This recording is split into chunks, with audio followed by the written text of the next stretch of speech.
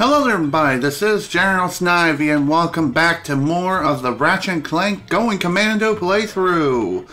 In today's play session we're going to be heading off to another new planet thanks to the coordinates that we received in the last play session. But before we do that, there are several things I would like to pick up. At the end of the last play session we ran into an old friend. And that old friend was the old Gadgetron lady. And, as you can see... Wait, what?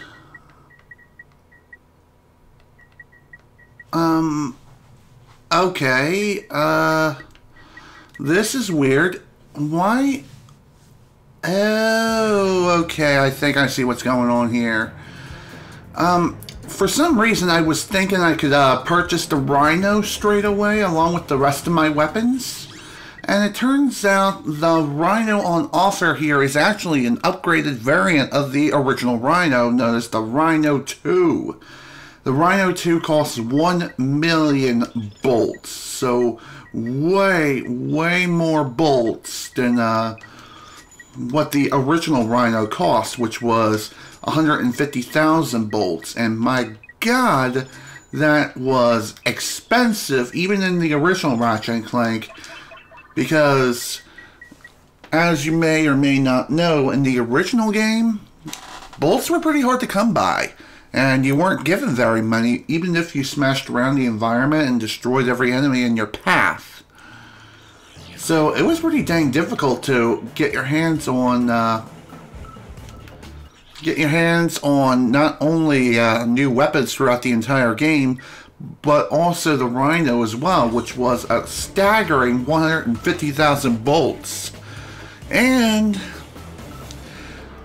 as you can see, I've went ahead and played through all of the original Ratchet and Clank, and not only that, I've also went above and beyond my original expectations.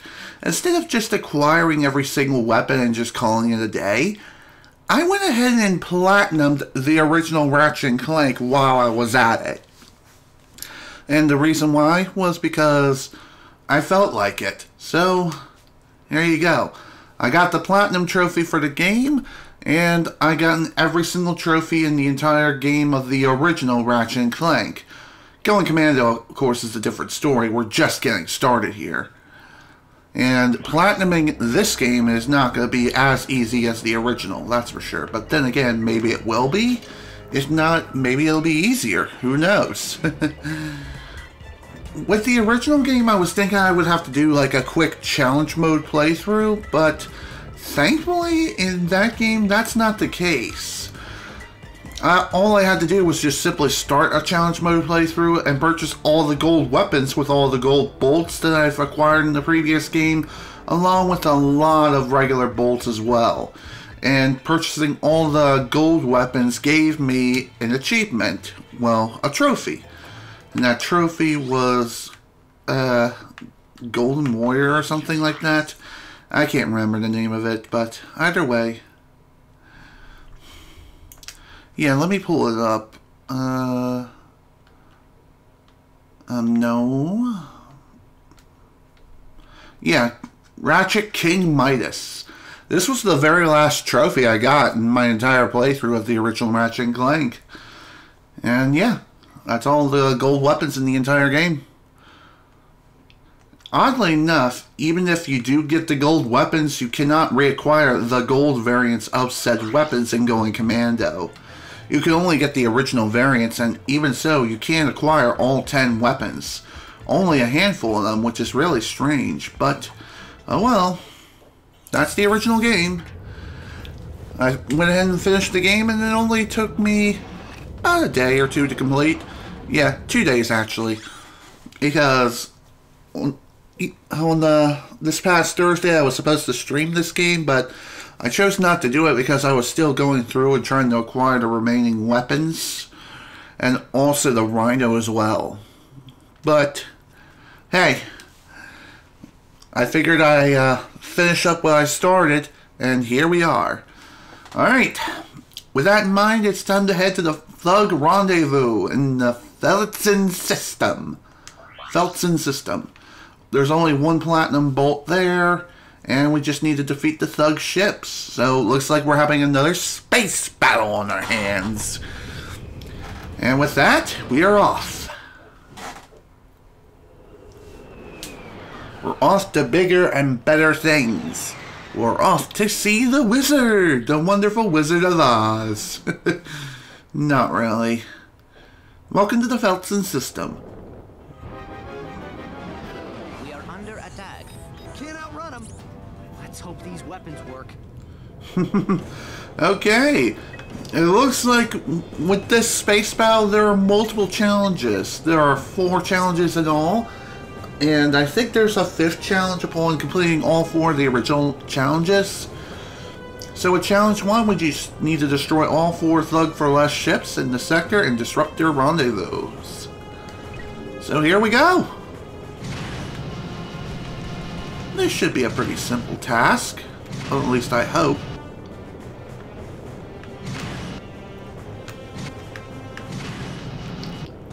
And of course the game feels like it should give us the controls again for the ship, which I don't blame them because, well, we haven't flown the ship in a while. To be quite frank, I'm not a big fan of the ship combat as stated within the last play session. It's just, it's kind of meh.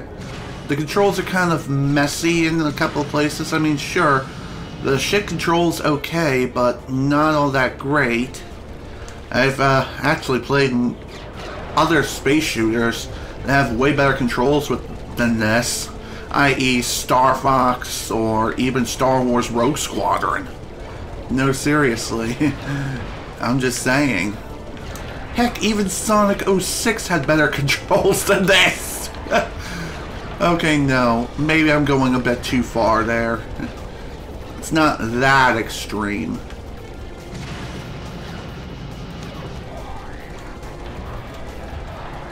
Okay. All we have to do here is not follow the damn train, CJ. No. All we have to do is quite simple. Just destroy everyone. And try not to get destroyed ourselves. Also, I did a little digging around online on the Ratchet Clank wiki and found out where the raritanium is used and what it's used for in this game. In this game, at some point or another, we'll be using our raritanium to upgrade our ship. And we can upgrade it in many different ways. And those methods will be discussed when the time comes. Right now, though, we just need to take out everyone who stands in our path. And it's not going to be easy, especially with the sheer force and firepower which these enemies have up their freaking arsenal. And no, a pun was not intended, but whatever. Here it is. Oops. Dang it. Staying on target is not exactly the easiest task in the world. And the reason I say this is because, well, it's because enemies just love to get behind you, and they do this a lot. And when they do get behind you, well, chaos ensues. Alright, time for wave 2. This hopefully shouldn't be too hard. At least, I'm praying it's not too hard. But then again, I am known to screw up quite a lot, especially in ship combat. I will say this, even though there was ship combat in the original Ratchet Clank, I gotta say the controls in that game was better than this. How? I don't even have a clue. Probably because the controls aren't so floaty and it actually made sense. And also in that game you couldn't really do barrel rolls, unlike in this game in which you can. Plus, another thing that made the ship missions more tolerable was the fact that it didn't happen very often. Okay. Watch where you're flying, butthole. At least that's one way of killing a ship. By having it collide into you by pure coincidence.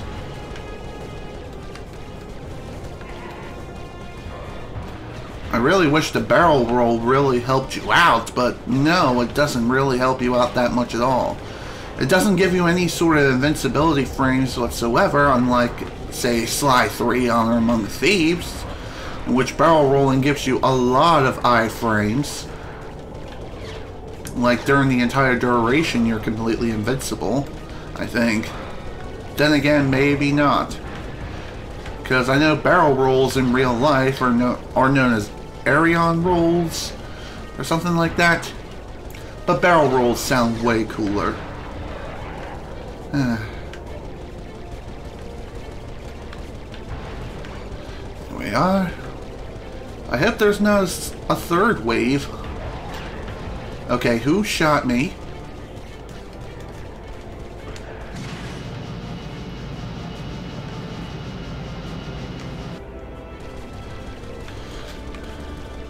Here we go. Enemy destroyed. Yeah, I've got mad skills. Mad skill. Yeah, a difficult challenge, but one that a trained commando. Hold on. I'm intercepting a transmission. For the 5th time, I have a collect call to Thugs for Less from a Mr. You Are Gonna Die. Will you accept the charges? You are gonna die. I'll take that as a yes. Thank you. Uh-oh. I'm paying top dollar for your protection, and your moron employees are off at some picnic. Hey, that was a bonding exercise. They're not. I'm at the pickup point now. If your men aren't here pronto, you can kiss this contract goodbye. Oh yeah? Well, you can kiss your, you know what I mean. Dang it. Did you trace that? Coordinates locked in. We are headed there now. Okay. Well, with that, challenge is complete. You may choose new challenges to acquire more bolts or exit to the galactic map. Download the coordinates for Canal City Planet Notak. We're not going to be going to Notak yet. Instead, we have more challenges to conquer. Reason is because, well, we kind of need bolts for more weapons and other goodies. Okay, time for challenge number 2. Just destroy 30 space wasps in 2 minutes. Space wasps have invaded this sector of space. Destroy them in 2 minutes or less before they leave the sector. Okay, that sounds like a simple task. Let's go for it. Hopefully these space wasps... Never mind. Okay, I thought they were just going to be flying around and just be pansies. Instead, no, they're going to just try to shoot us down just like everyone else. But hey, I will say this. At the very least, they don't try to retaliate that often, but when they do retaliate, they try to go all suicidal on your butt. If they try to do that, well, they'll eventually try to fly far in front of you and then turn around and then fire at you. That's their tactic. And it's pretty easy to take them out, especially with missiles. Though it is wise to try to conserve your missiles for when you need them. Oh, there we go. Nice double kill. Dang it. There's not really much of a need to boost around at the speed of sound in this particular challenge. The only time you would have to do that is just at the very start to get to their location. Once you do get to their location, well, it's open season. Pretty much. Just hold down the primary weapon fire button and you should be good to go. Thankfully, we'll also get some raritanium along the way too. And even if we do end up failing the challenge somehow, speaking of the devil, well shit, where's the last wasp?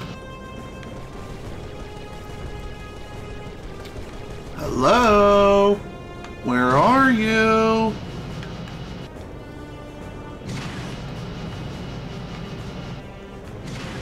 Well, damn it. Ah! All because the last wasp refused to appear. That is so freaking dumb. Well, anyway, as I was trying to say,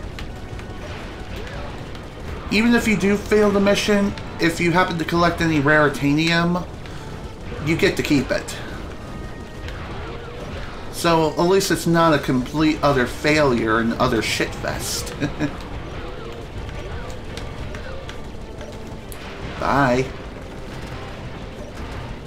There's also some weird crystals floating around here in space. I wonder if that's supposed to be a sign for something. Who knows?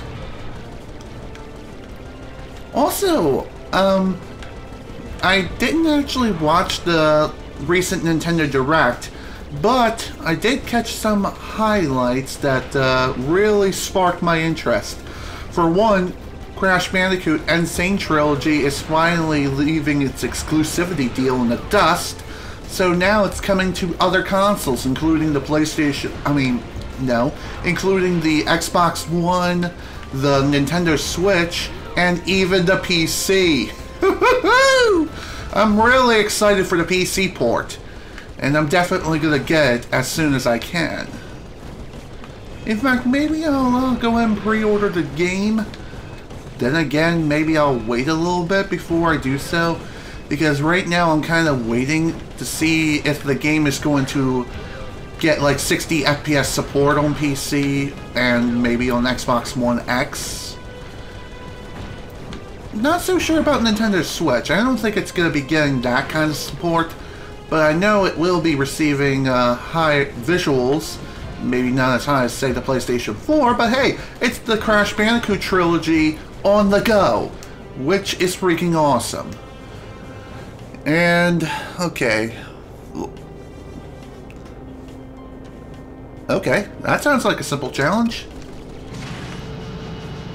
Anyway, as I was saying, I'm waiting for the PC port for the Crash Bandicoot Insane Trilogy, not only for a possible 60 FPS support, but also for the possibility of mod support. And the mod I'm really looking forward to, if it comes into fruition, even if it takes a few months or so, after the game's release, is a re-implementation of the individual game's physics system, and also fixing the freaking hit detection in some of the games, like the original Crash Bandicoot, and even in Crash Bandicoot 2 especially. That's where the problem really gets expedited. In other words, it gets way, way more extreme. Like, seriously, jumping on turtles is like a 50-50 gamble.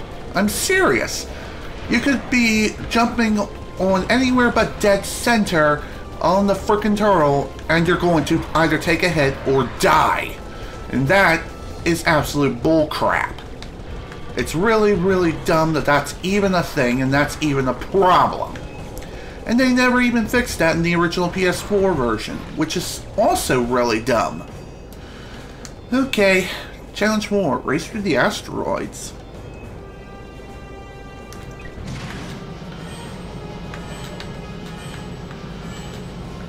Now for this challenge, we just have to simply race through the asteroid field and get through it as fast as we can.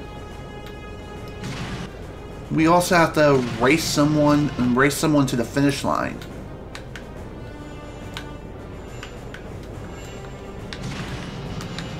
Ah, crap. If you miss a single ring, well then, you're going to be in some serious trouble. Because it'll take a lot of time in order to get back to the ring that you missed. So, here's how I recommend using the boost for this challenge. Use it for more or less straightaways and maybe even a straight shot to the finish line. Ah, crap, I missed the damn ring. And I think you get time penalties if you happen to miss rings. Then again, maybe your opponent gets faster slightly.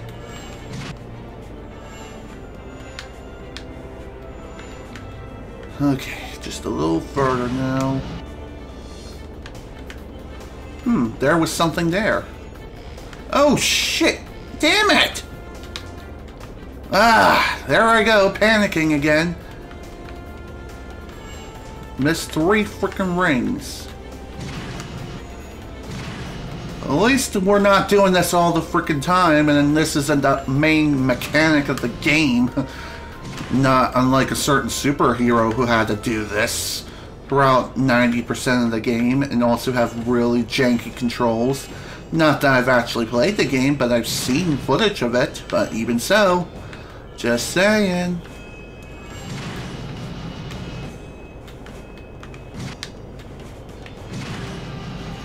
And there we go. Made it to the finish. Okay. That's all 4 challenges. So great. Now there's one last thing that we gotta do here before we make our leave. And that is to grab that platinum bolt that was just sitting around in the middle of the track. Thankfully, you don't have to play a specific challenge in order to get it to show up. I think it shows up in the same spot no matter what challenge you're playing. So you can replay the first challenge if you so desire, and just simply go and search for the platinum bolt, which sounds like a pretty easy task. But one thing to remember is that these arenas are quite large, and the platinum bolt can be placed practically anywhere, but thankfully the platinum bolt itself for this place is not too hard to find. Just simply head to the interior of the ship. Okay. I think that was all we needed to grab.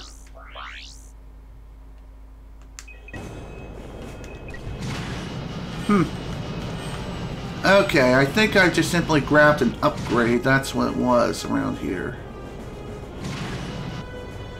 I think if you grab it and then finish your challenge, then you get to keep it. Then again, I'm just gonna go back and confirm that it didn't respawn.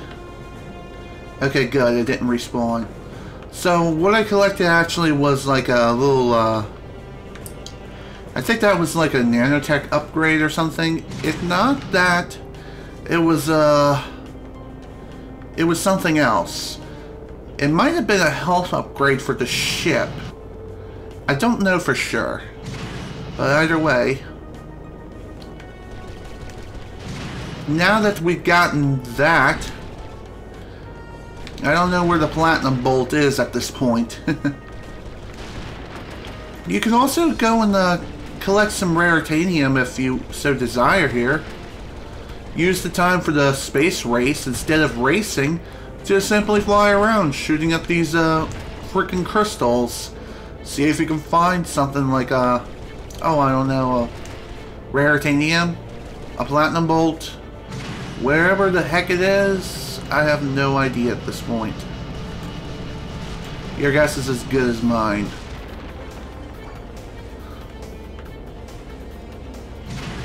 Maybe the platinum bolt is just really cleverly hidden, and I just simply can't get to it right now.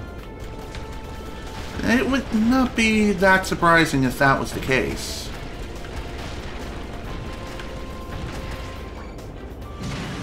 Whatever, at least we got a couple more things of raritanium.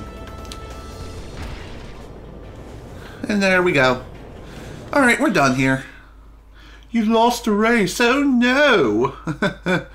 I don't care. Alright, let's head on off to Planet Notak. Just gotta search the city for the thief and explore the promenade? I don't know. Either way, we're done here at the rendezvous point for now. So, how's the reception out here? We have sports, weather, ooh, the Science Channel. Sounds interesting. Whoa, what's that?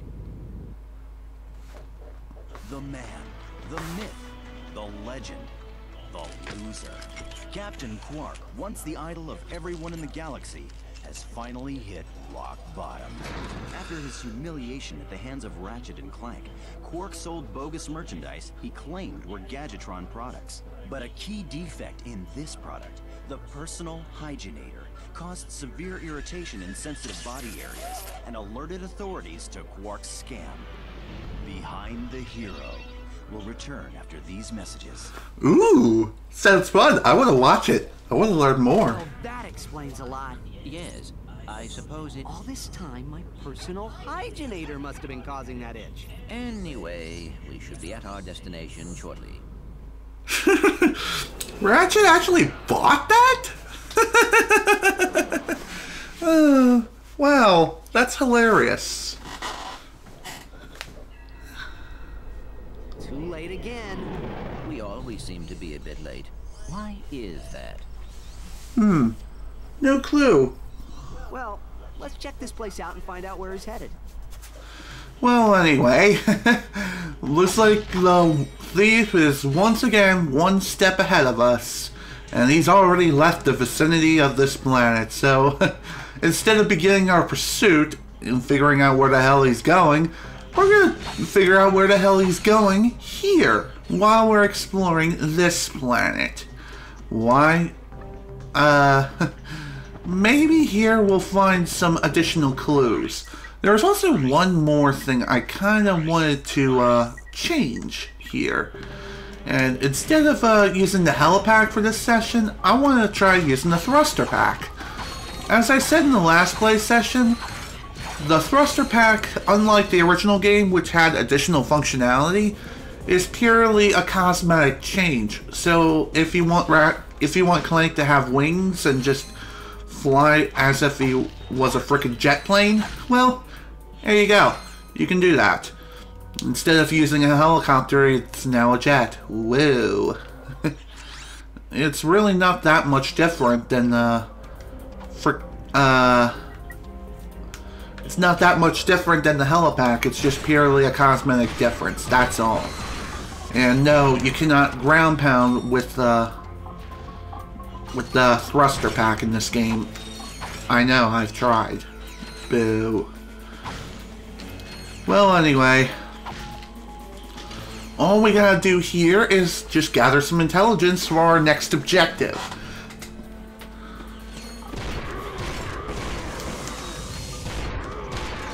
I keep forgetting I can strafe in this game.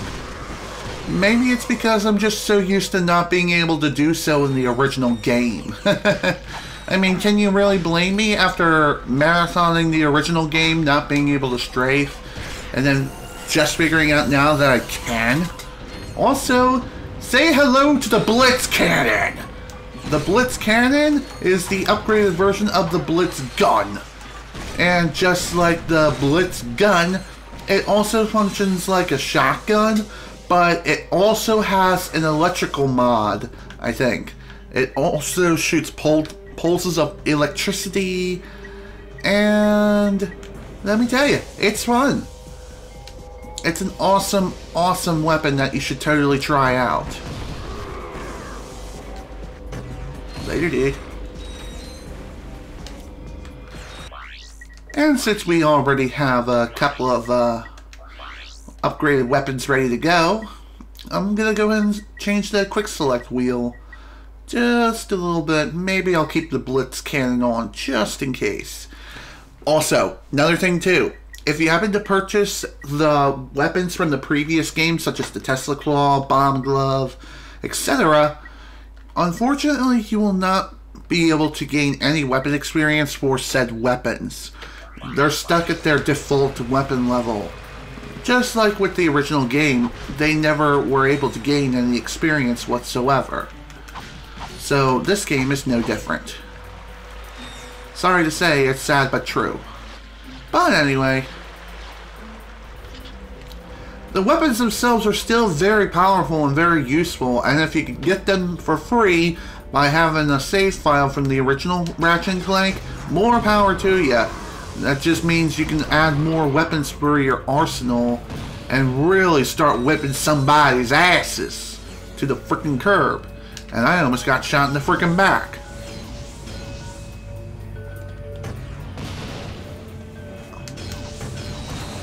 Also, the acid mod acts a lot like a poison effect. Also, say hello to the mini nuke! The mini nuke is the upgraded version of the gravity bomb. Why is it called the mini nuke? Watch this. Boom, baby! Kind of reminds me of the portable nuclear weapon firearm from Fallout 4. And by that I mean I've never actually played the game, I've only seen an image of said weapon. And from what I've seen, it seems like it's amazing. Just saying. Oops. Quick select. What's next? Pulse rifle. Seeker gun. Okay. Keeping the blitz cannon on standby just in case I would need something like that. I love it how the bad guys are just sitting behind that glass and are like, hey, why don't you take a picture? It'll last longer. Seriously, be sure to get my good side. I don't know what's up with that, but either way, it's hilarious. Especially when they move and it's like, ha-ha! You thought I was just a statue? Guess again. It really is quite hilarious if you think about it. Okay, where should I go to now? That's the question. Oh, duh. Wait, why did I throw that over there? Well, whatever. Ow! Whatever. Nanotech has been upgraded. Joke's on you.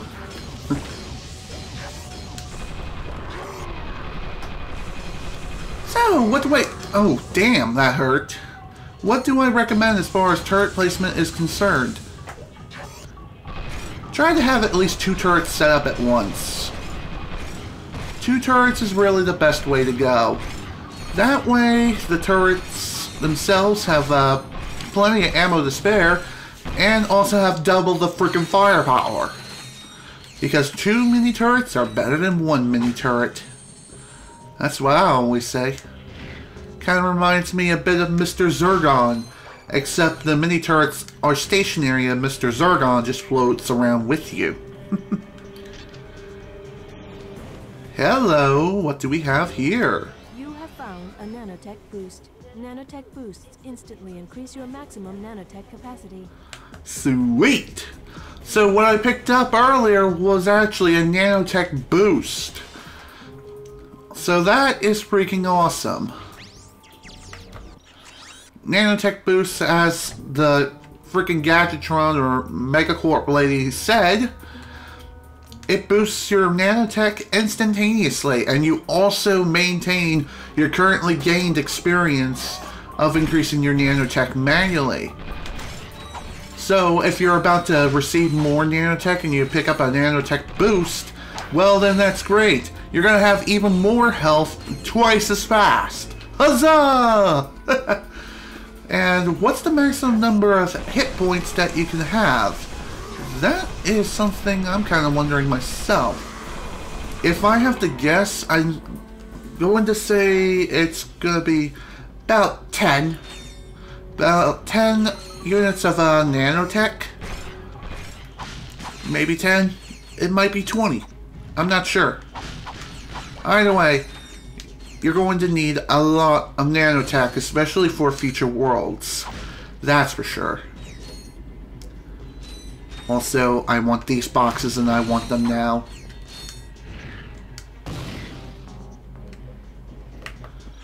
I wonder what's over here. If you're ever lost, pull up your map. And if you are undecisive of where you should go to next, again, pull up your map. Your map is your best friend in any of the Ratchet Clank games.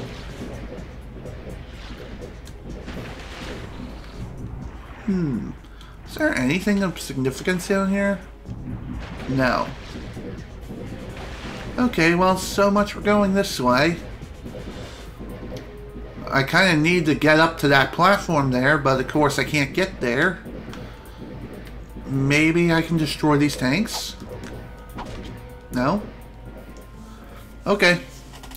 Well, screw it then. We'll come back later. We'll come back later if we have to. Oh. Well, shit. I do have to go that way. Like I said earlier, it's been a really long time since I've last played this. To freeze water, fire. Oh, thanks, game.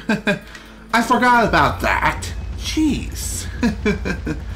I'm a goofy goober. I forgot I could freeze water.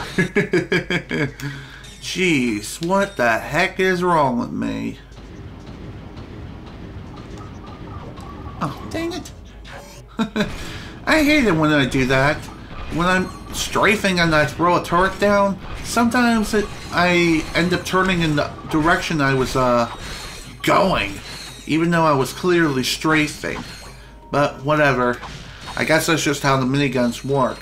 Even if you're strafing and you try to throw down a turret, it doesn't exactly throw down the turret in the direction that you're facing, only in the direction of which you are going, unless you go directly backwards.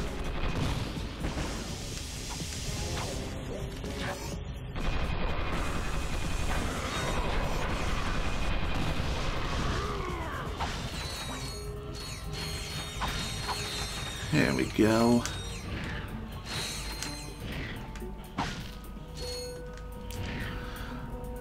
So you may be wondering, what have I been up to as of late? Well, as of late I've been playing some Xenoblade Crap? No. I've been playing some Xenoblade Chronicles 2. As you know, I got in that game not too long ago. I've gotten it this past holiday season. And lately, I've just been playing that game a lot more often than Call of Duty World War II, because I actually enjoy that game as opposed to World War II, because, well, okay, Dynamo. That's what I needed to use. Okay. Door's been opened up. Question is where? Maybe it's up ahead.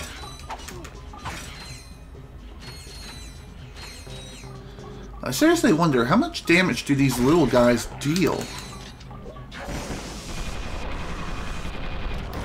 When it comes to usage of the mini turret,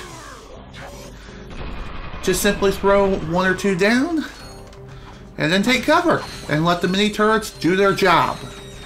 Seriously, there's like very little intervention that you need to do as far as mini turrets are concerned. They're that freaking good. And the upgraded versions of them are even better.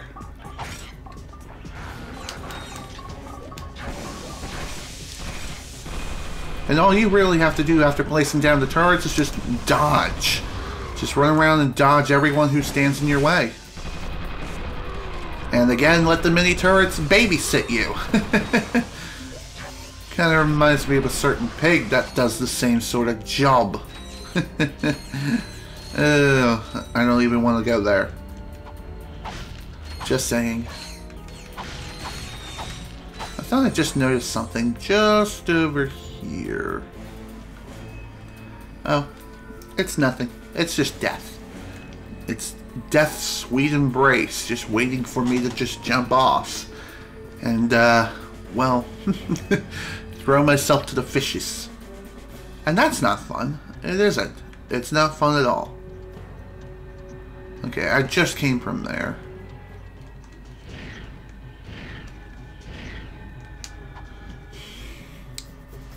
I really gotta look around a lot more often than I am now.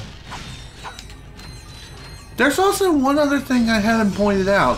One major difference between the original Ratchet Clank and Going Commando is that, unlike the original, which doesn't tell you whether or not you hit a checkpoint, this game clearly tells you when you hit a checkpoint.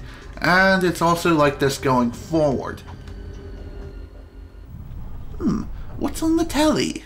Psst, got a ship that needs, improvements? Worried about getting caught? At Slim Cognito's, your secret is safe with us. Whether it's weapons, shielding, or a new hyperspace module, we'll hook you up quickly, cheaply, and most important, quietly. So next time you're in the market for some, legally ambiguous refashioning, remember the name. Slim Cognito's. The only inspections we pass are yours. Wow. Awesome. Starship mods. Well, a quick visit to Slim's wouldn't cost us much time. Or maybe we should check out that chemical factory. Someone inside might know where the thief was headed. Well, with that, we've downloaded some coordinates for Ship Cognito's main corporation. So, after we finish all of our business here, we're gonna check out that place. We're gonna check out that corporation and maybe throw in some ship upgrades. Because Lord only knows I need that crap. No, seriously, I do. I really, really frickin' need it. More than anything in the frickin' world right now.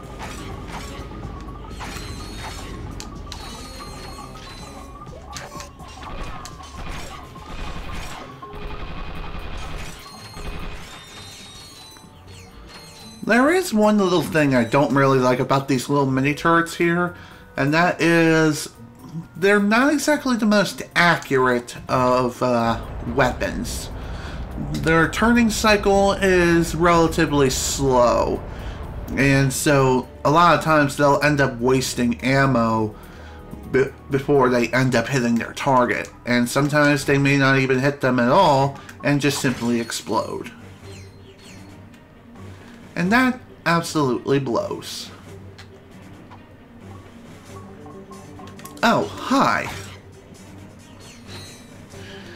Stupid frickin' jerks. Hate those damn things.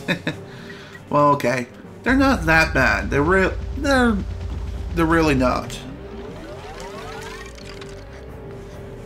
Anywho, within this chemical plant, all we have to do is just use our little thermometer thingy. We just have to use this little thermal device here to change the water from ice to just regular old water. Ice and water are practically the same thing, but ice is a frozen substance while regular water is just, well, wet. I love the wet water, that's for sure.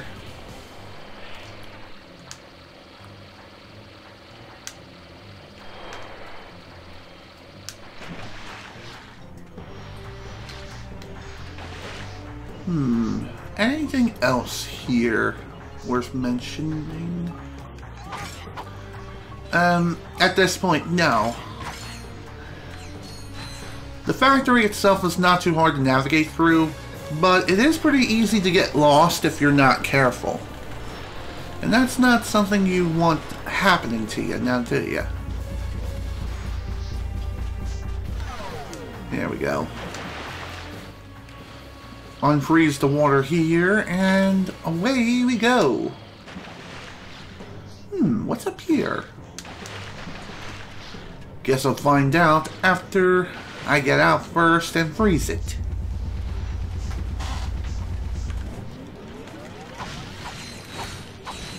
Like I said, most of these places are very easy to navigate through, and with the map, you'll hardly ever get lost.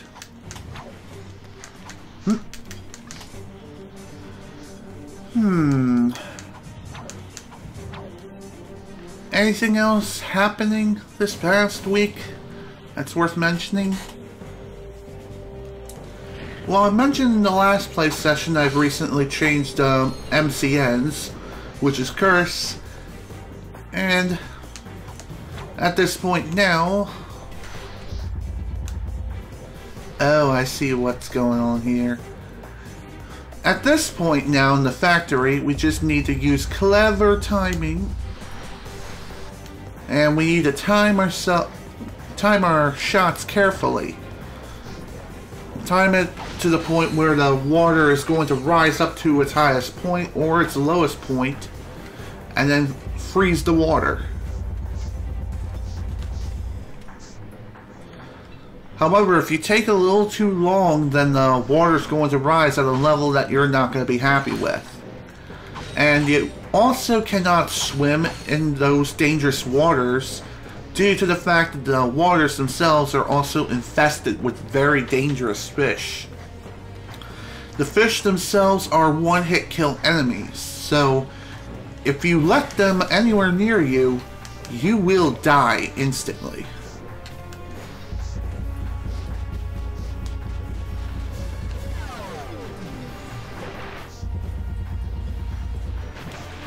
Damn. Okay, that was not the best idea. Just need to get a little bit higher up, freeze the water, and there we go. If you happen to freeze the water at like some sort of middle ground, then wherever it was closest to, whether it be the bottom or the top, it'll automatically freeze on the, either the bottom or top levels.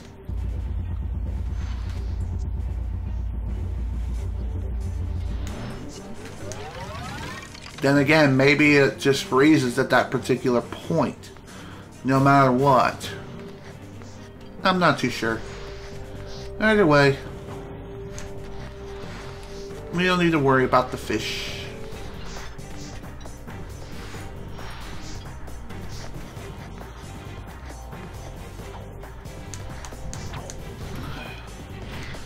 Okay, what the heck am I supposed to do here?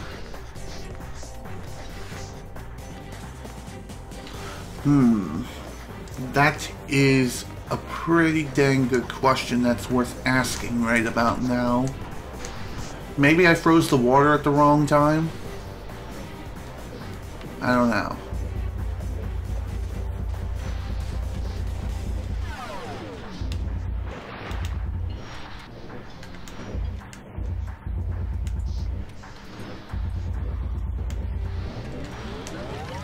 Okay, I think I was supposed to freeze it around here. Around midway. Yeah, most definitely. Are you kidding me? I still mistimed that? Damn it, game. Why you have to do this stupid crap? Anywho, as I was saying before, timing is key in this place, especially when it comes to navigation. Also, even if you do try to use a weapon against the fish that are swimming around in the water, upon detonation, upon the weapon hitting the water, it'll just, damn it, it'll just simply disappear. It won't do anything whatsoever against the enemy.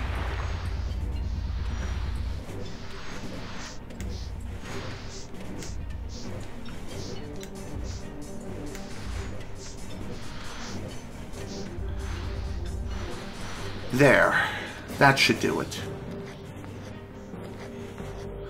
It's about as close to the top as I'm gonna get. Oh yeah. Perfect. Phew. Third time's the charm, I guess. But anyway.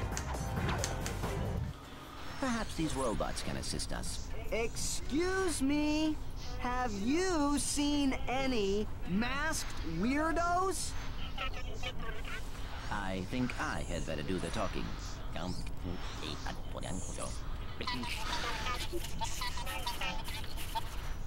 A masked customer picked up an order not long ago. Recently, they received a new transmission from him, and they are willing to show it to us for a small price. Ooh, okay. Small price, my ass! Whatever. Information is always important to acquire, so whatever the price, we gotta pay.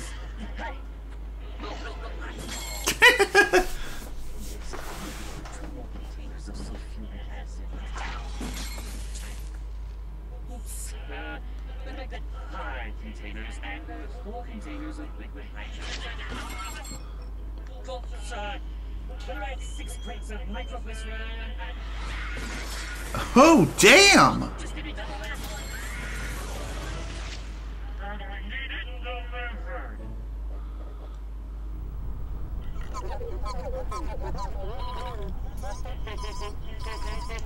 Hey, what?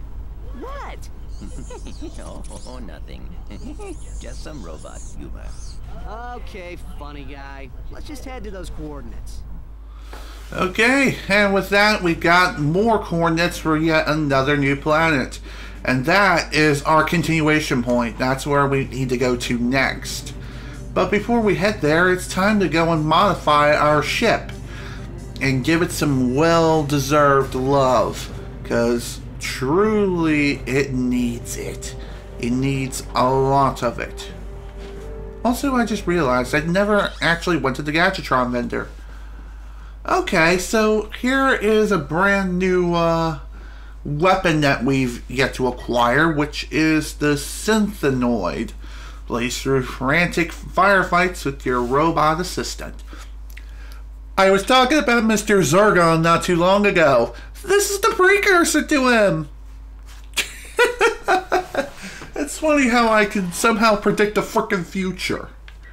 Well, whatever. Either way, we can't purchase the new weapon right now because it requires 65,000 frickin' bolts.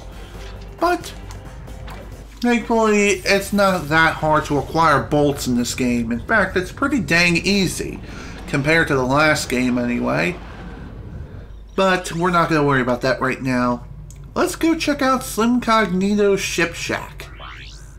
There are no missions here, and there's also no platinum bolts whatsoever. So going here is completely optional.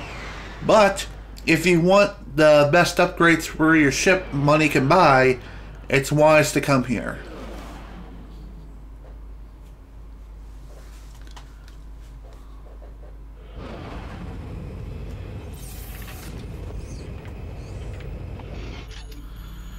And within the ship shack, there's nothing really that you can do here.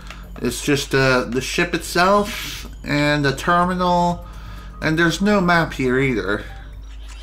And unlike all the other things that we've acquired up to this point, this, unlike the other places which required bolts to buy things, this place requires raritanium. So raritanium can be acquired for like the space dogfight missions. Okay, let's see, what can we do here? Advanced shielding system, nuclear detonation device. Sounds awesome. Hyperspace warp system. And not only can we also purchase new parts and upgrades, we can also purchase some cosmetic things to make our ship look nicer. So that's cool. So, for example, we can purchase different looking wings. The wings will look different on the ship itself, and eventually I think we'll be able to gain the ability to change the ship's color. For now, I'm going to buy the hyperspace warp system. And let's see, can I purchase anything else? I can. Can purchase 2 different things. Electro mine launcher and torpedo launcher. I'm gonna go with this.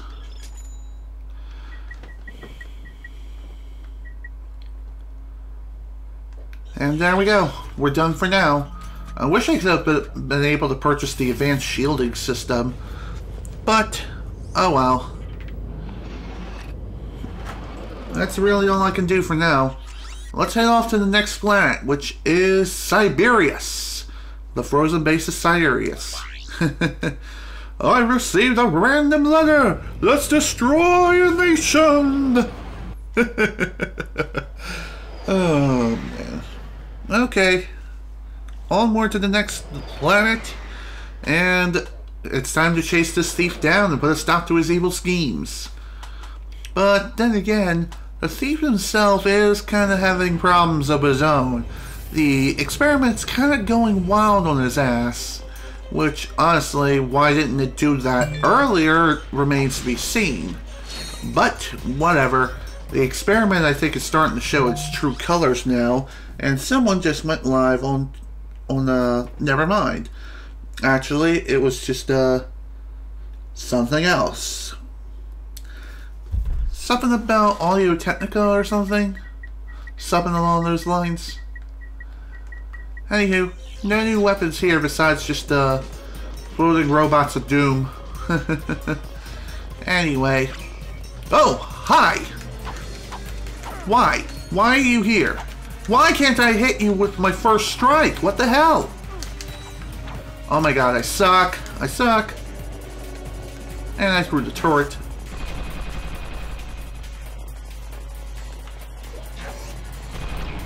Damn. Wow. Talk about some unnecessary damage. And talk about sheer panic as well. Must I always get hit by everyone I see?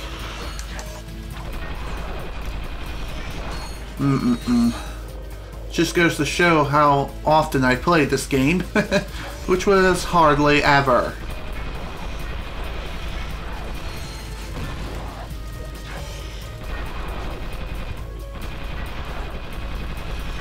Thankfully, the mini turrets are just about finished upgrading to their final form. It shouldn't be too much longer now. Damn it, Ratchet.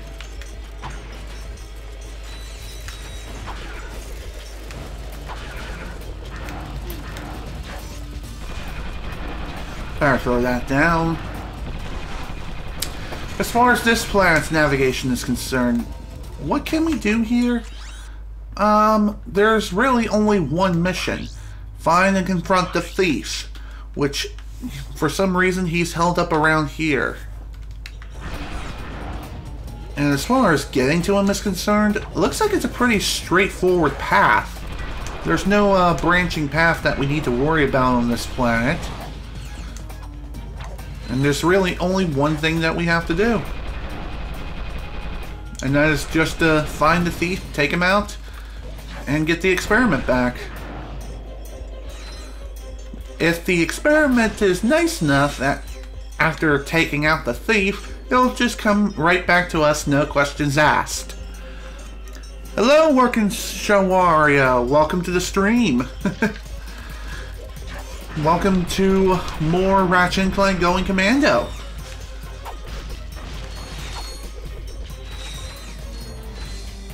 Anyway. Oh. Ah. Wish I could place the turret down. Thank you.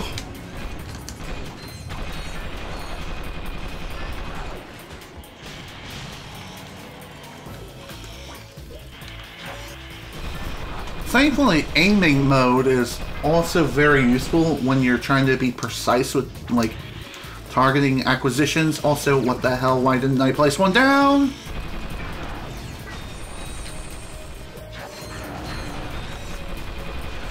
I do believe the turrets themselves do have health, and if they take too much damage, they will die before they run out of ammo.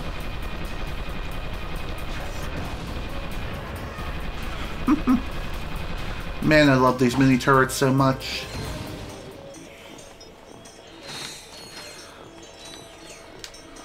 So anyway, Working Shawario, how are you today?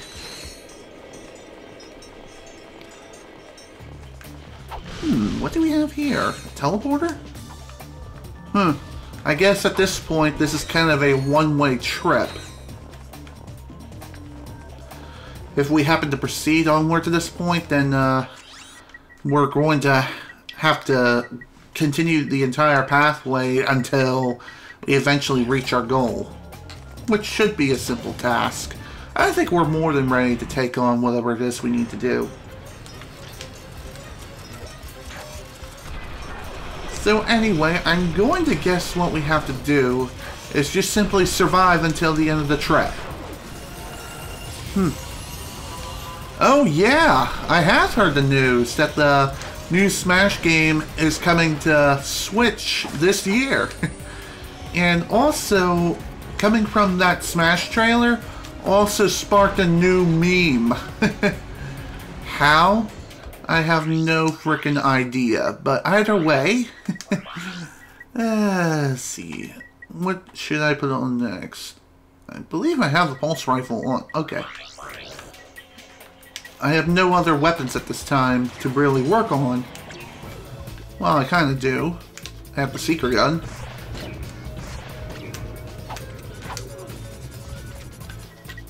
Maybe this would be a good idea. Anywho, the mini gun has been turned into the mini turret has been turned into the mega turret. That weapon has been upgraded to its maximum. Whoa! The thief is here already. Okay.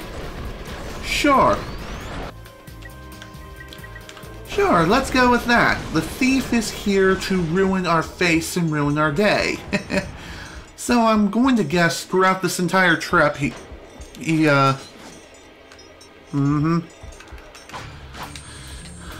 throughout this entire trip, he's going to just appear here and just be like, "Hi, how are you? Prepare to die. Prepare for trouble. And make it double." Something along those lines. Anywho, the Mega Turret, what makes it different from the Mini Turret is that the Mega Turret has more ammo, I think. It has more ammo within the turret itself. It deals more damage and it shoots missiles. Its fire rate is unfortunately decreased from its original, but in return you do gain some serious firepower. So that's a pretty fair trade-off, I must say. More firepower with a slightly slower fire rate. I'm okay with that.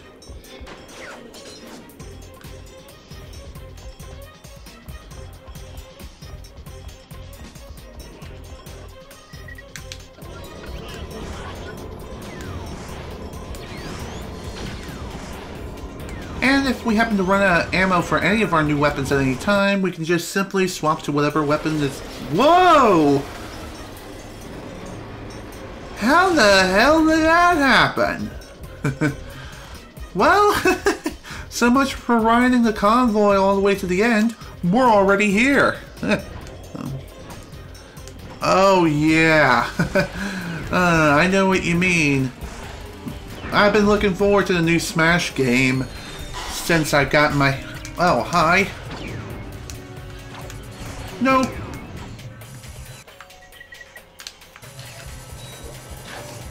I could use some help here.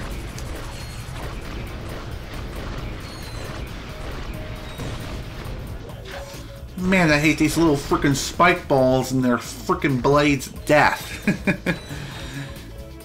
But yeah, getting back to what I was saying before, yeah, I'm really excited for the new Smash Brothers game that's coming to the Switch. I wonder who's gonna be in it this year. That is something I'm truly wondering right now. I'm really looking forward to it, and I'm hyped as all hell. Oh, sweet, we can buy the new, weapon. Cool.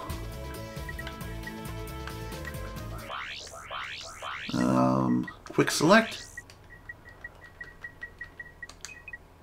Perfect.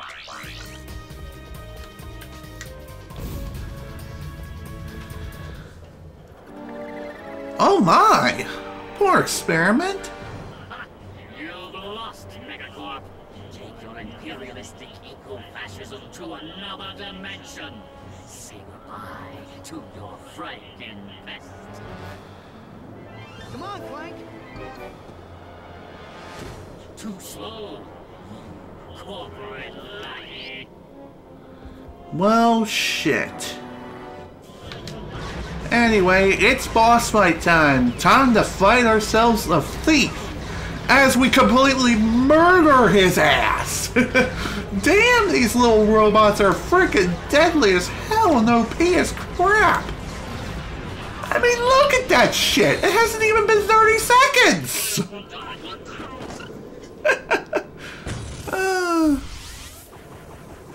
You had us worried for a moment. Do you suppose we should stop him? Not worth it. We got what we came for. Let's just get that little guy back to Mr. Fizzwidget. Ratchet? Clank? Is that you? It's Clank, We've sir. accomplished our mission, sir. The experiment is safe and in our possession. Why, that's cutaneous! Absolutely munificent! You two are a galuptious team! We were glad to assist, sir. We just need coordinates to our next rendezvous point. Of course. I'm on my way to give a tour of Megacorp's historical mining site. Here's a little pack talk on the fragility. Ooh, sounds awesome. Megacorp Manufacturing and Mining. A tireless drum major leading the galaxy on its march of progress. Come tour our desert mining facility and see why our most precious product is our history. When we first arrived, we found a planet completely overrun by rainforest. To better accommodate the local wildlife, we transformed this impassable jungle into an easily navigable desert. Ever the technological pioneer, Megacorp invented the automated management team, thereby eliminating costly upward mobility, and all the while making your life richer. Megacorp Manufacturing and Mining. Our march continues to the tune of progress and profitability. Call Investor Relations today. Ooh. Is that facility still operational, sir? Alas, no. But it's steeped in hysterics. I've offloaded the condiments to your naval computer. We'll see you there. Great. Let's get going. And we're leaving right now. So awesome. Hoping Mayor Pauline is a character in the new Smash. I wonder what you mean by that. Like as a playable character or as an assist trophy? Hey, there's Mr. Fizzwidget. Dude! That was our ship, asshole! What happened? Everything's fine. There was just a bit of debris on the landing pad. You idiot! Don't worry about it, little fella. It's insured. So, do you have the, delivery? Ridiculous. Come, gentlemen. There is precious little time. Just sit back and relax, boys. How about a little flying music? Dude!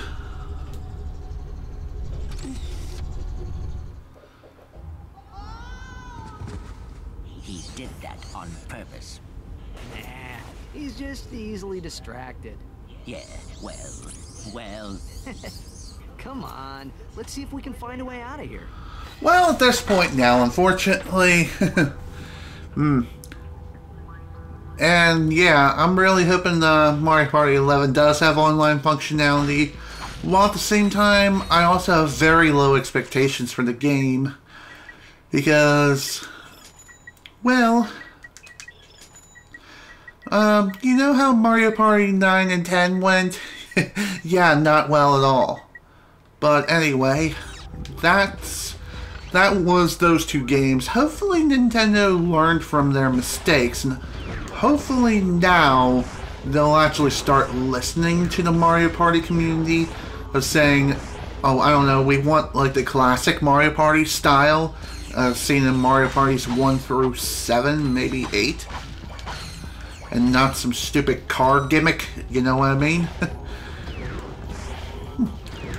If Mayor Pauline does indeed become a playable character, what is she gonna do as far as the moveset is concerned? I wonder if she'll end up being a clone of, like, Princess Peach. Wouldn't that be hilarious? I mean, if Mayor Pauline would get into Smash as a playable character, who else is gonna get in? Shrek! I know a lot of people want Shrek for Smash, which, to be quite frank, would be hilarious if he did get in. And his theme would be All-Star by Smash Mount. Again, hilarious.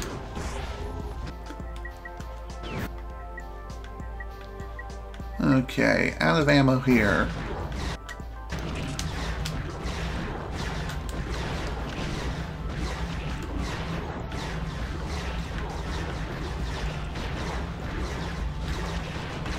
What is that? Some sort of harvest hatcher? I have no idea. Either way, everyone's dead. By the way, if you want to know how you can gain weapon experience a little more quickly, just have your weapons ready to take out some of the more powerful enemies in the game. And it should be able to gain a lot of weapon experience pretty quickly. But then again, Maybe it will, maybe it won't. I don't know. This game is quite different from, say, the original Ratchet Clank, and also up your arsenal as well. And the reason why I brought up your arsenal is because I know in that game you can gain a lot of weapon experience by simply killing some of the more powerful enemies with low-level weapons. And that's how you can gain a lot of experience really quickly for the weapons. Not so sure about this game. This game seems to be quite different. Speaking of weapon experience, I don't know if these robots actually do gain weapon experience or not. It doesn't seem like they are, because they're just simple. It says, in case of emergency, break glass with range. Okay. Hold on. This one says, use rock to break glass to get wrench to break glass to get rod. Ooh, I love logic puzzles. Let's see. If you break the glass with a... Solved it. Your wrench now does more damage. Yay! New wrench! Unlike in the last game, which we were stuck with only one wrench type, now we can find new wrenches that deal even more damage than ever, which is freaking sweet.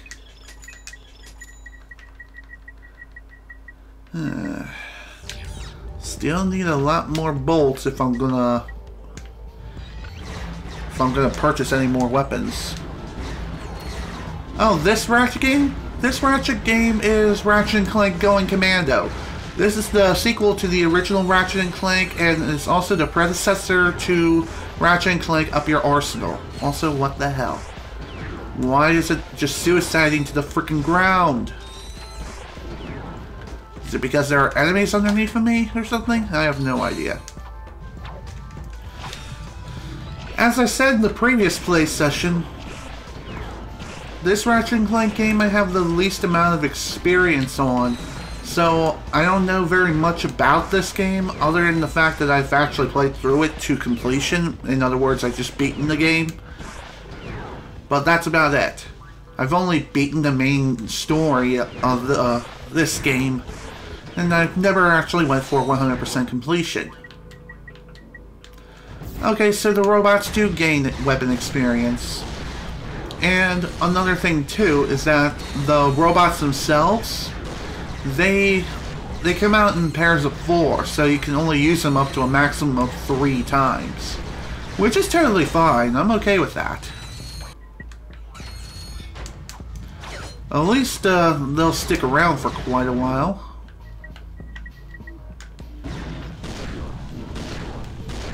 That is until they eventually just simply disappear, either by running out of time or by running out of ammo, whichever comes first.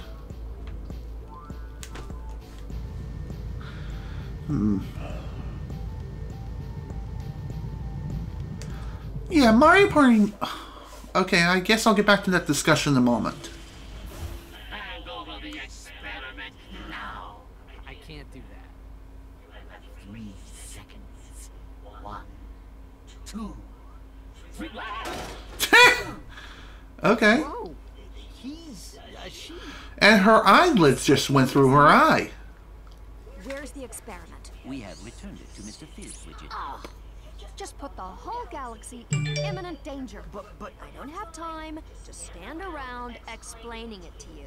If you have any intention of fixing the mess you've made, watch this. Oh dear, what is going on now? Oh no! Good thing that wasn't little Susie. Here at the Megacorp testing facility, we make sure the products you buy are safe for you and your family. These are just a few of the products we've rejected to help keep you safe. The Tiny Tot Slingshot, the Nuclear Mousetrap, Self-Wedgifying Underwear, and the Lawn Ninjas. So the next time your toaster doesn't explode in your face, say a little thank you to the Megacorp testing facility. Wow, she's got a few bolts loose. What does a testing facility have to do with galactic danger? I am unsure. However, I believe we should investigate that location. well, we're gonna need a new ship. Mm-hmm. Indeed. We're definitely gonna need a new ship, and it's probably gonna cost us an arm and a leg in order to... Okay! Never mind. Our ship is right here.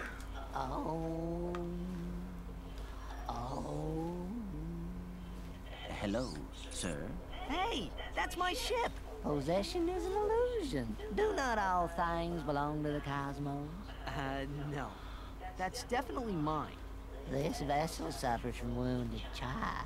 Only the power of the crystals can hope to heal it. Crystals, sir? Crystals? Like those found in the desert? Beyond. Oh. Well, we don't have any better ideas. Let's go grab a few crystals. Yeah. We're going to need quite a lot of crystals. Well, okay, maybe not. We only need 10 in order to repair the ship. But there is a metric shit ton of crystals out in the desert. How many exactly? I don't remember. I'm gonna guess roughly 150, maybe 200.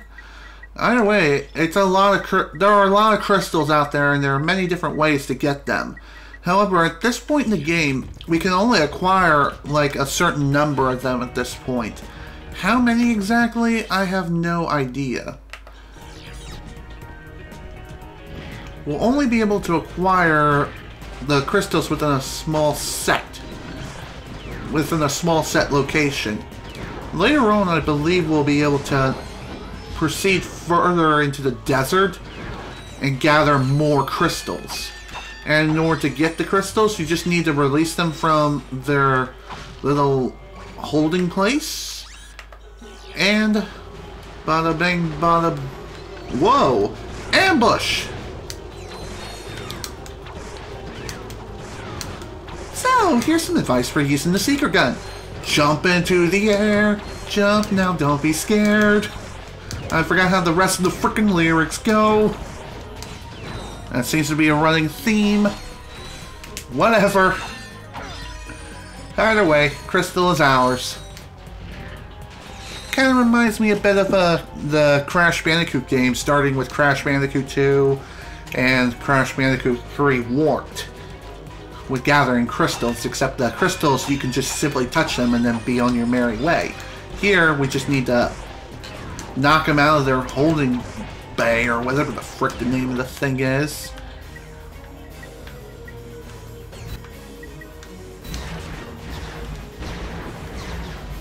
Anywho, using the pulse rifle outside of its intended role is not necessarily the best of ideas.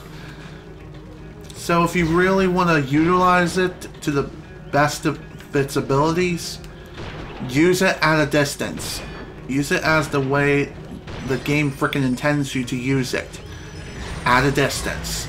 A very far distance. It honestly is the best way of dealing with the... Well, more or less, it's the best way of just using the weapon to its fullest effect. What's this? Holy crap, it's a monster! Quickly, you know what to do! Start dancing and singing! And whistling! Anywho, monster's dead. And killing one of those monsters yields a crystal.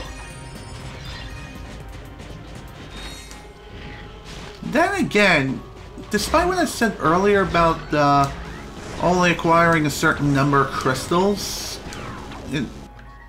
within the first trip here, I don't know if that's actually the case. Maybe you can acquire them all on your first trip if you're clever enough or fast enough. Well, okay, not necessarily fast enough, but more or less. And the desert is a very, very large and vast place. Unfortunately, no, you cannot get this game on PlayStation 4. At least not yet. The Ratchet Clank collection is only available on the PlayStation 3. And I don't know if the game's available through the PlayStation Now streaming service. And even if it was, I'm not using said service to play the game. Because, well, you stream the games. And considering the fact that I'm live streaming a video game over the internet, and if I were to say, oh, I don't know, you didn't know Fortnite was a free game? Well, I kind of knew about it as well, because the Call of Duty community was practically praising it to high heaven. Like, seriously, it's almost like the best frickin' thing to ever grace the earth since sliced bread and underwear and antiperspirants. Just saying, it's become so frickin' popular, it's even dethroned PUBG. Yeah, the crystals are spiking the money with a single voice.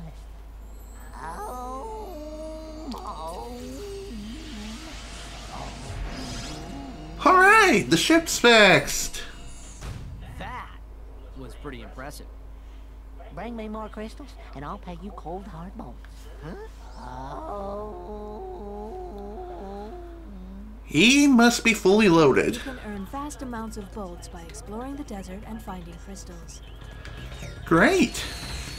And for every crystal you bring in, you can gain 1,000 bolts per crystal at this point now.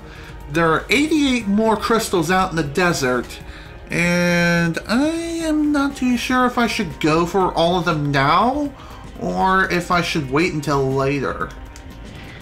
I'm thinking of just going after them now. Going after as many as I can. You never know what you may find out here.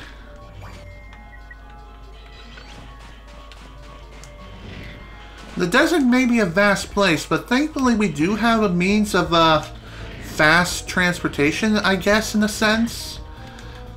And also, we can always return to the base camp at any time to refill our ammo supply if we need to. And don't worry, no bomb has been planted there whatsoever, so we don't need to worry about that. I haven't thought about downloading Fortnite yet.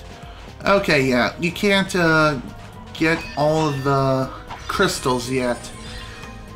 At least I don't think you can. Because I think up here you need magnet boots in order to climb that structure and get to whatever is up there.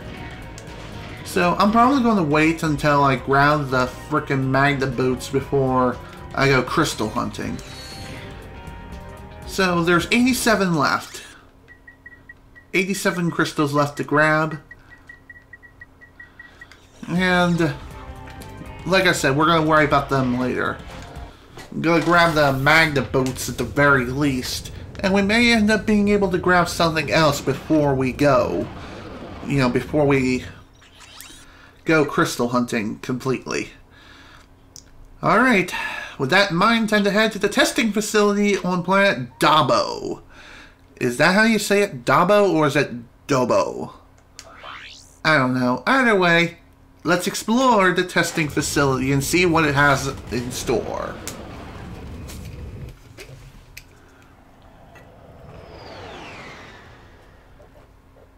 Hey, see if you can find anything worth watching. Welcome back to Behind the Hero.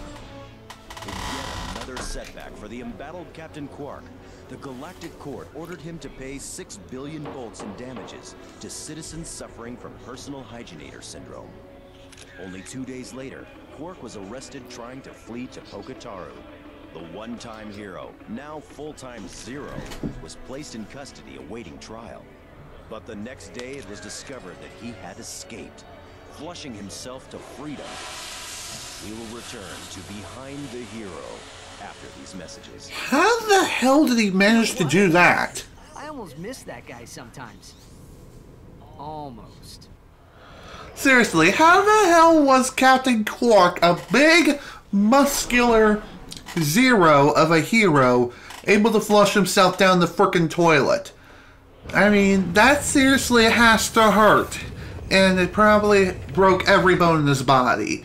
in order to achieve such a feat. And of course, we still can't purchase any new weapons, and 3 more, well, more or less 1 new weapon is now available. Enter facility. Okay. Ooh, what's this? This is an armor vendor. The armor vendor allows you to upgrade your armor to more powerful pieces of armor, and thus you'll be able to take less damage as a result. At this point now, we can purchase new armor if we so desire, but as much as I want to upgrade my defense, I can't. I cannot upgrade my defense at this time, due to the fact that, well, I'm kind of broke. I'm flat frickin' broke. Alright, let's enter the facility. Ooh. This looks fun.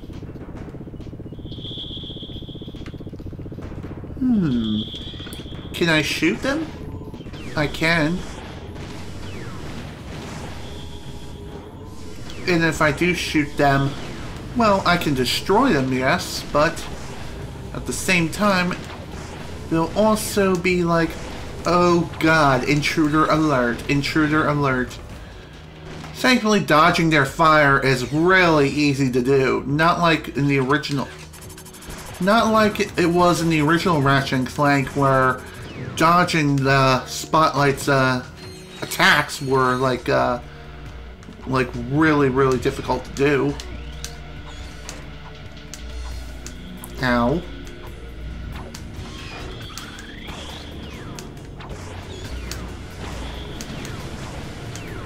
As far as whether or not to shoot these frickin' Spotlight drones, if you can avoid combat with them, it would be pretty wise to do so. But if you feel like you can take them out in an efficient manner, go for it.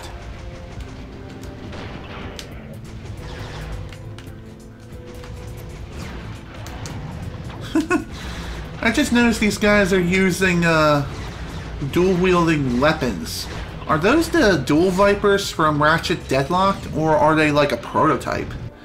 That is a question that's really burning my mind right now. Quite interesting if you think about it.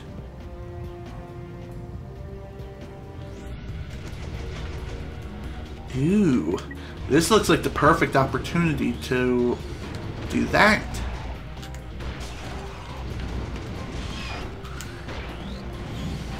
Okay, what? Really? Really, game? Well, whatever. Ow! Stupid frickin' pulse wave machines. Hate these dang things. Always have to create such unnecessarily difficult platforming challenges. Man, they suck. But anyway, at least they're not the worst things in the world. You just have to be careful as far as navigation is concerned, and just take your time. And thankfully these machines can be destroyed once they pop out.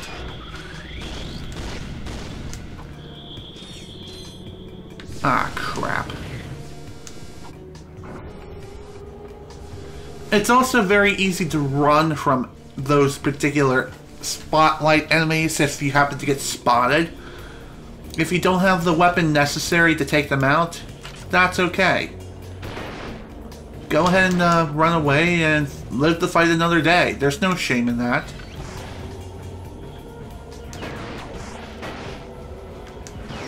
Alright.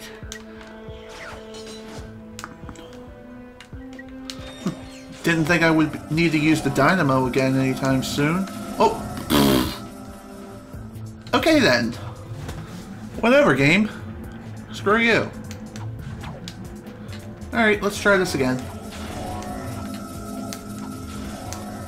I guess these platforms only appear for like a very, very short period of time. A very, very short period of time. And that's fair, but at the same time, it's also annoying to deal with. Okay, this must be the core terminal. Let's see what we can get from it. The power appears to be out in this entire area. You're right. I better call a maintenance bot.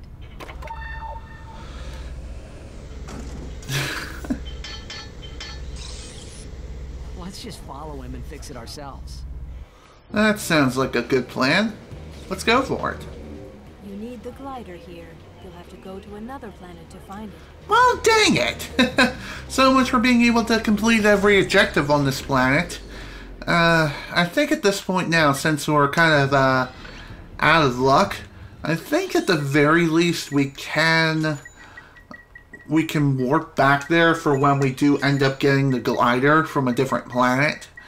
And the glider itself, I think we're going to be able to get in this play session if we're clever enough. I wish I could get some new armor right now, but unfortunately, I can't.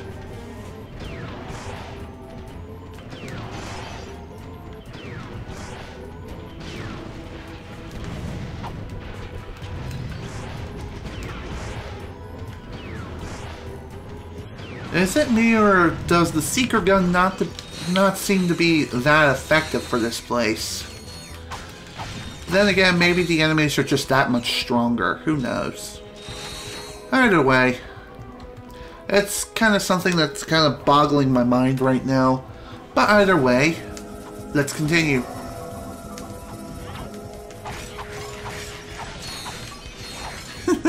Stupid freaking... Oh. Ah! Get out of the water.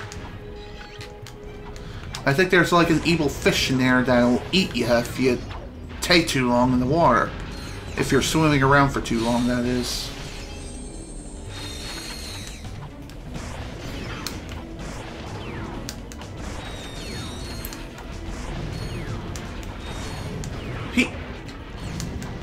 Jeez, how many robots are there? Well, it looks like they finally stopped. But of course this tank has to be one of those annoying kind of people who love to sit around and just ruin my frickin' day. Excuse me. Okay.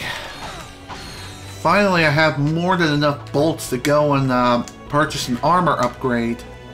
Which at this point now, I'm gonna do just that.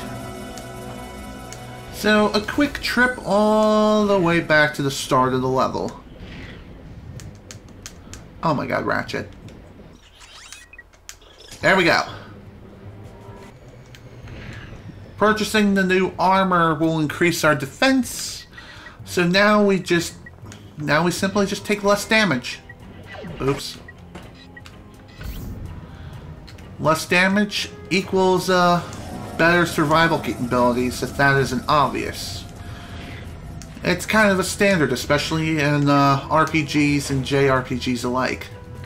Just saying.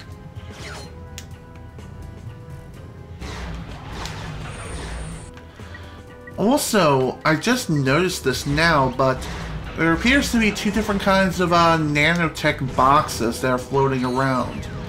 I think the blue ones just heal like a single unit of nanotech, while the purple ones heal multiple units. I think that's how it works. So with this new armor, we're taking a lot less damage than we did before, which I think if we happen to get hit by a single enemy, we would take 4 hits. And instead of taking 4 hits, we're now just simply taking 2 hits. Ow.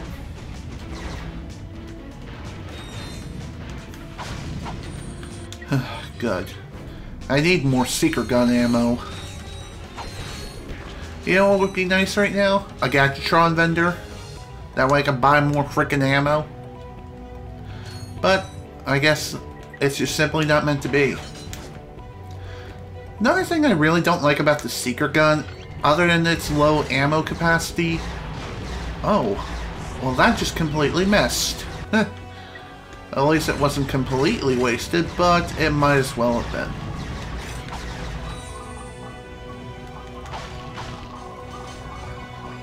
What is down here? Just more evil robot dogs, I guess.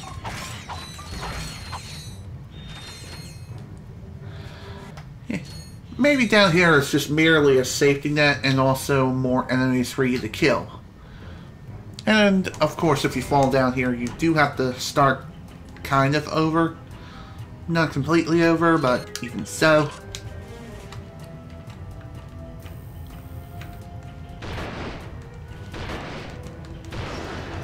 Awesome. Nanotech increased. Too bad we took some damage and didn't completely heal in the process, but oh well.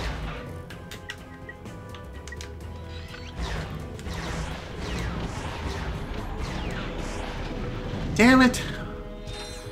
I really hate it when I accidentally waste ammo. Not exactly something I like doing, that's for sure. Thankfully, though, there are plenty of ammo boxes around and about, but I still would like more to be around and about. There we go. More enemies are dead.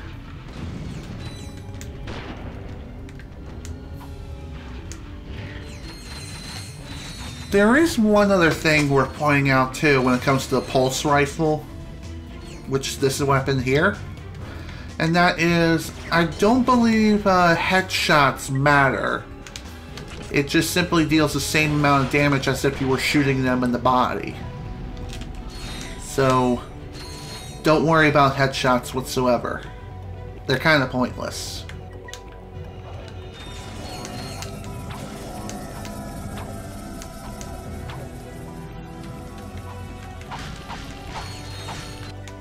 Give me that.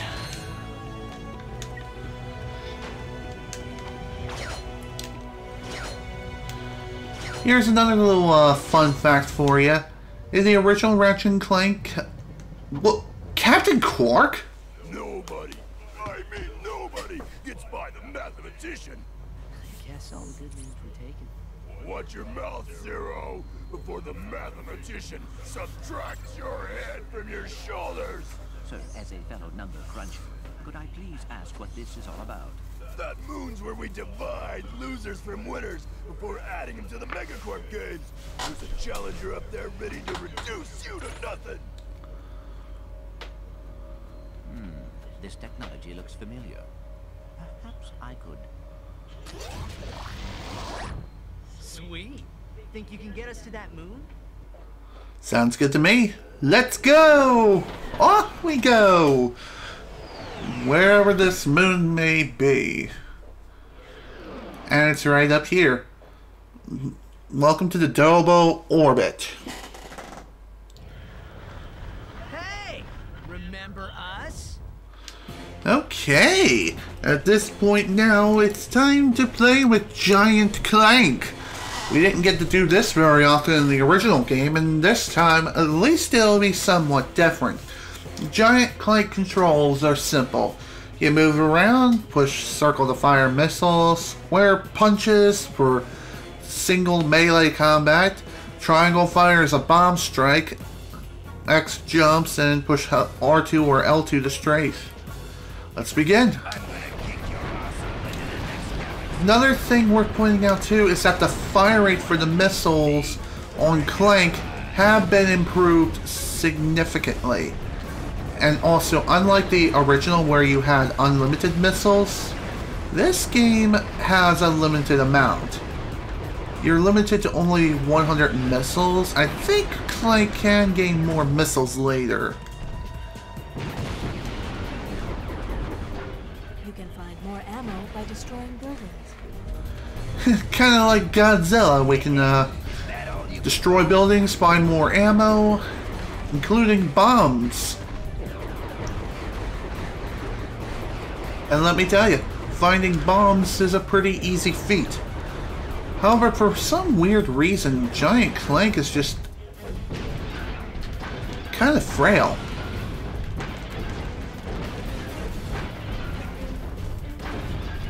The missions here themselves for these particular moon missions aren't too bad.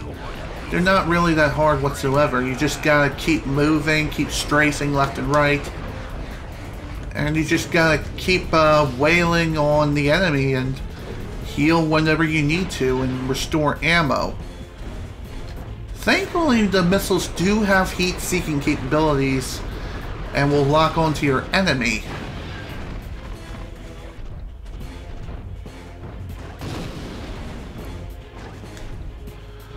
As far as the bombs are concerned, how much damage do they do? I guess it depends on the situation.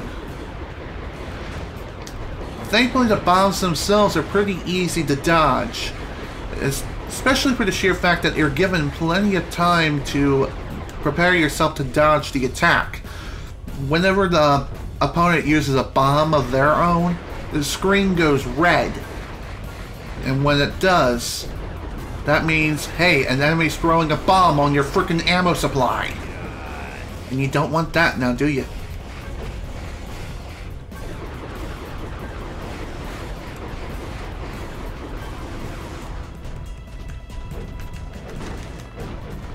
And if you happen to run out of missile ammo, just simply go around destroying more buildings, and also don't be afraid to get into some close-range combat if you must. Unfortunately, as the fight progresses and goes forward, you will, damn, I'm almost out of freaking health.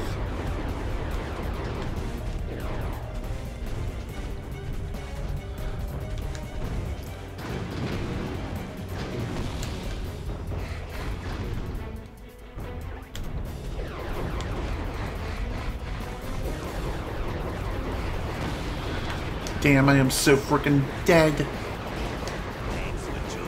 Damn it all! Well, that sucked.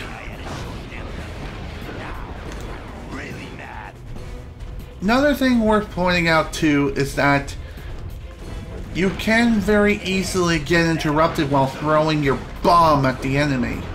And if that happens, well, the bomb just simply disappears in your hand and nothing happens.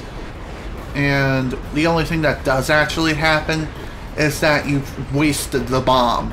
It's gone. You can find more ammo by destroying buildings. Yeah, I know. I know I can find more ammo by destroying the buildings. That's not the only thing you can find either. You can also find more missile ammo, more bombs, and also some additional health if you absolutely need it. I also find it kind of funny that, shut up, game. I know I can find more ammo by destroying buildings.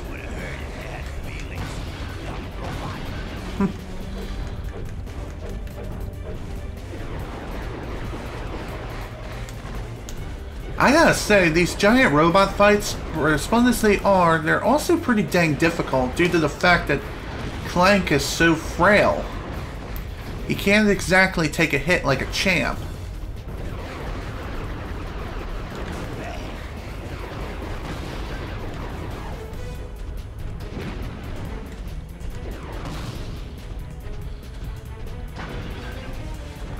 Another thing worth pointing out too is that on the top of the screen you may notice this blinking arrow. That tells you where your primary objective is, or in this case where the enemy is located.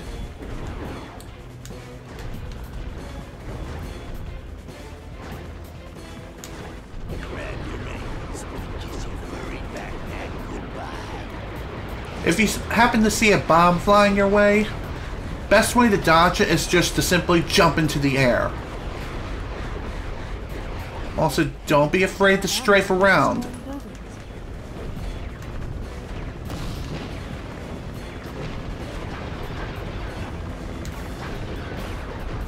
I find it kind of awesome that in this game you can fire off bombs a little more quickly than you could in the original. That is for sure. In the original game there was quite a long charge-up time in order to use the bombs. Where the hell is this guy? Oh, there he is. Damn, that's a lot of damage.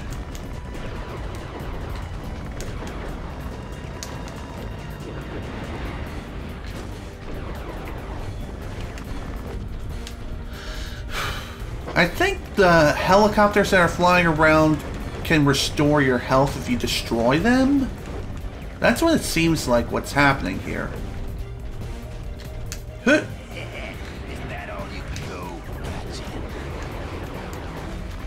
Clank also seems to be quite vulnerable whenever he gets hit with a melee attack. So, nothing really much you can do about melee attacks, that's for sure. Huh.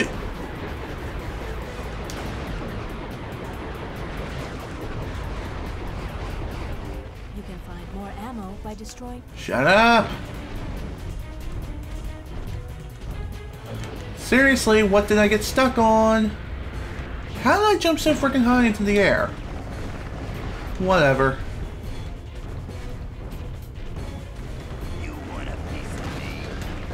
I don't know if you happen to move faster while you're not strafing or not, but... crap. Why the hell do you keep disappearing? How are you moving so freaking fast?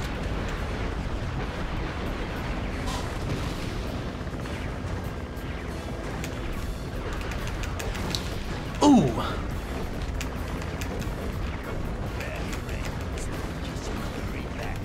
One good way of dealing damage towards your enemy is just to bait the shit out of them with good old-fashioned fisticuffs.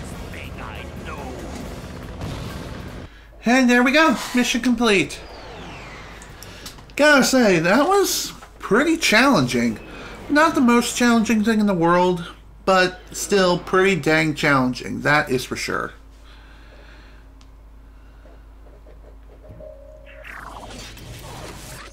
Divide and conquer, huh? Hey, guess you guys were prime after all. You're going to the Megacorp Games!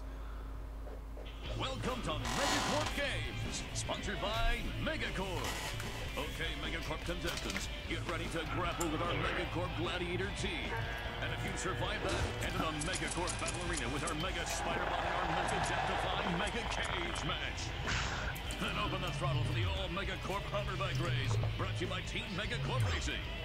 Hostile indigenous population not owned, endorsed, sponsored, supplied, advocated, or even liked by Megacorp. Approach at your own risk. The Megacorp Games. Keep it mega. That sounds awesome. Megacorp Games sound amazing. Well then, I think that's all we can really do here on this planet at this time, unfortunately. So we have no other choice but to return to our ship. Kinda lame, I know, but that's alright. It's perfectly fine.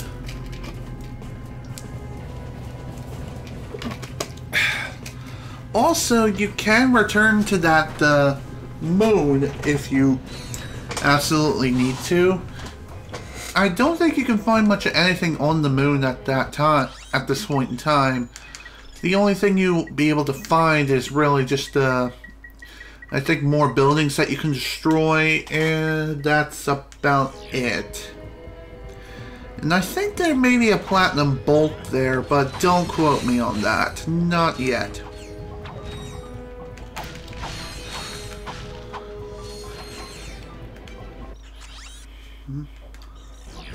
And at this point going forward, there will be some more planets with more armor vendors. And when we do find a new vendor, we'll have to see if there's any more pieces of armor available. And when they do become available, we should try to acquire them ASAP. Anywho, time to head to Jabba and participate in the Megacorp Games. Not only that, but also take part in the hoverbike races. Sounds like a jolly old fun time, and I'm truly looking forward to that. Pay for 6 hits and the 7th is free. You want us to what? Whoa, wait a minute. That'd be an unethical conflict of interest. What kind of scum do you think we are? Say, that is a lot of bolts.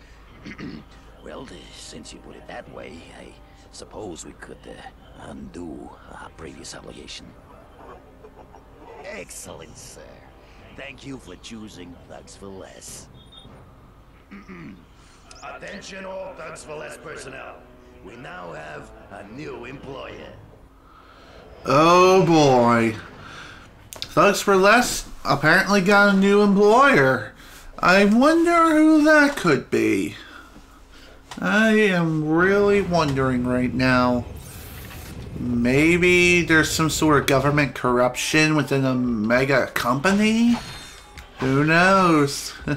Only way to find out is just to simply progress through the story and just get through this game as fast as possible. At least the main journey anyway. Of course, post-game content is going to take a little bit longer to complete, especially for those of us who are considered completionists. I know Slim Kirby is one of them. I, myself, not so much. It's really game dependent.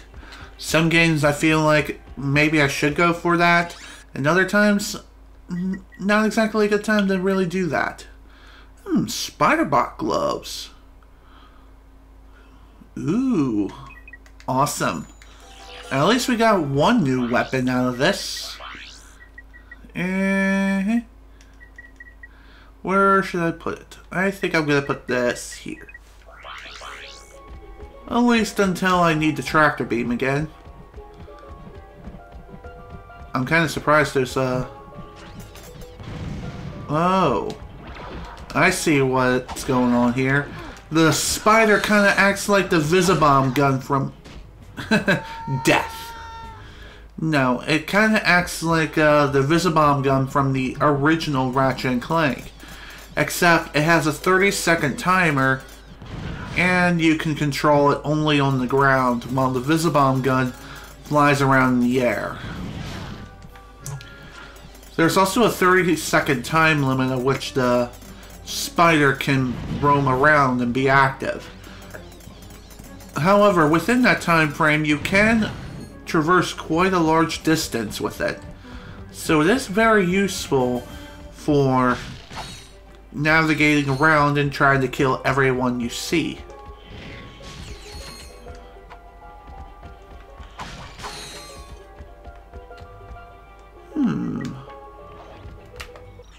Let's see. There's 2 mission objectives here. Okay.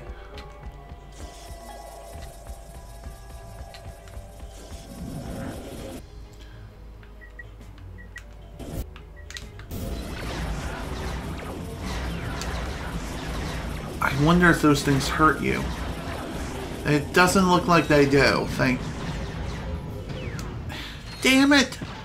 Ran out of time. Of course I did. Strangely enough, the frickin' spider bot ammo is very expensive at 100 bolts per shot. Or 100 bolts per spider. Thankfully, it's not the worst thing in the world. And there is a way to gain a serious number of bolts quickly, but not for your first playthrough. You'll have to wait until future playthroughs in order to achieve maximum voltage extremely quickly. And I'm considering it. I'm definitely considering it, that's for sure, but we'll wait and see. Then again, maybe I won't need to. Oops.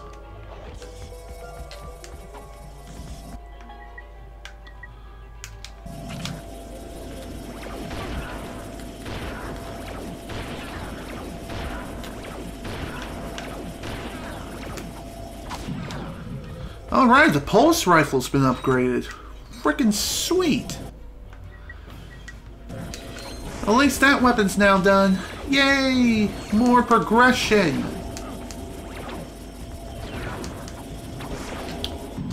Screw you, game. Every goddamn time.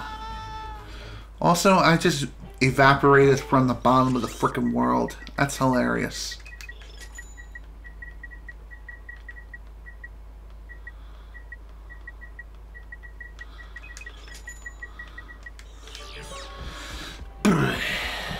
Okay. The pulse rifle has been upgraded to the vaporizer. And the vaporizer, just like with the pulse rifle, is incredibly deadly at range. And now I think even more so than ever. So that's awesome. Can't wait for this weapon to be finished, that's for sure. I wonder if that guy is using... No, he's definitely not using a pulse rifle. That's for sure. He's using something else. Okay, so the purple nanotech heals one full unit of the nanotech, while the blue ones only heal like a single unit. Okay, I may just want to use the blitz cannon here. Yeah, that seems about right.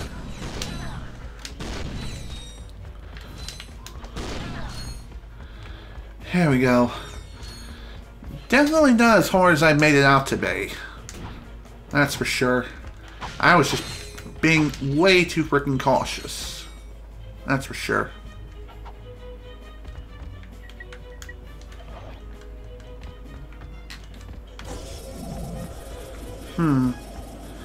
I'm sure there is a... Actually, now that I think about it, I think it has something to do with over here.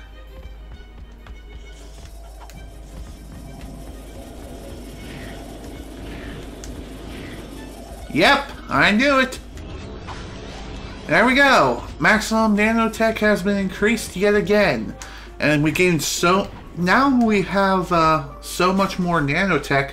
Our little nanotech bar has decreased a little bit in scale, but it's still been increased nonetheless.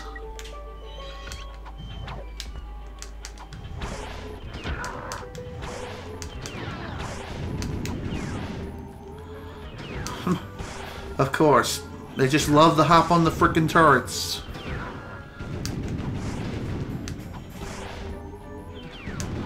The turret itself can deal quite a bit of damage if you're not careful, and you can use it against your enemies, but is it really worth it?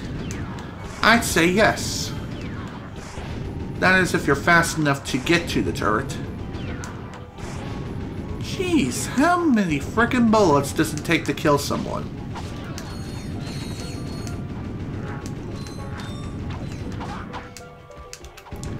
Come on, I hopped on there.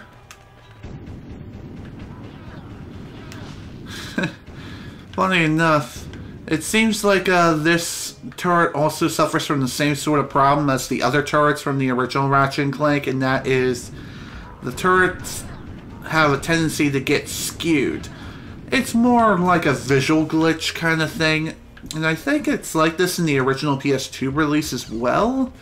Then again, it may be a problem with the HD one, the HD re-release, which is not that surprising, but hey, if it just so happens to happen, well then, it just simply happens. Anything over here of interest? No, it doesn't look like it. It's just, death.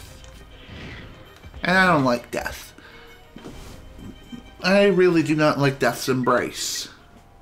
It's not fun. Really wish I could get some... You know what? Wish granted. Yay! More seeker ammo. As well as the blitz cannon. I always love that. I find it funny how these birds just simply don't attack you and are just there for background decoration. I'm okay with that. Hey, less enemies I have to deal with, the better.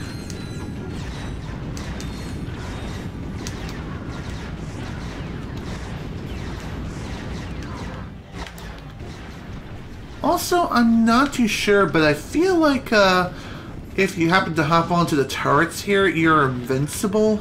Then again, I don't want to put that to the test right now. It's not a good time to do that.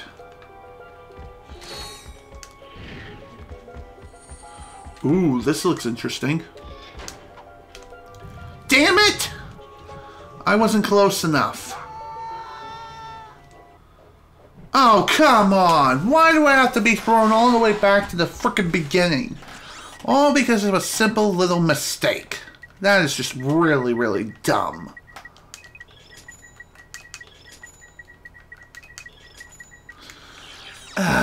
So stupid.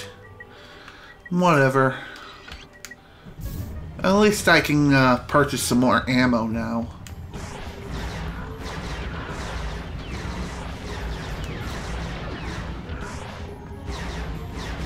There we go. Enemies destroyed.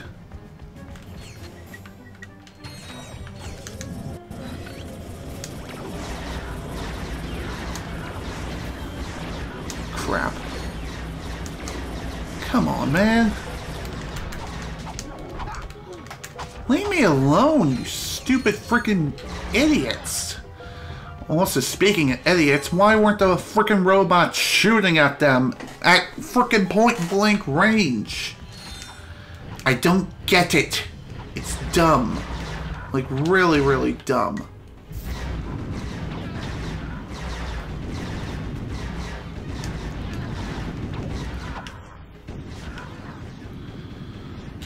Guess we're gonna find out if I'm invincible here. And it looks like I am.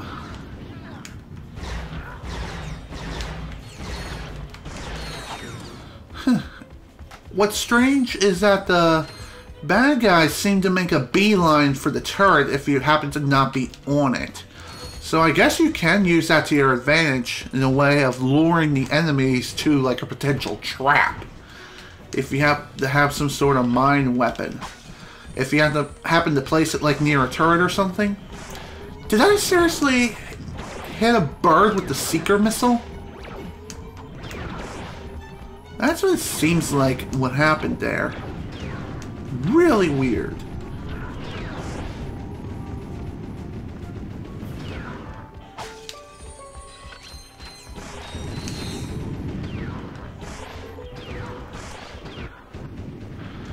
Okay, let's try this again.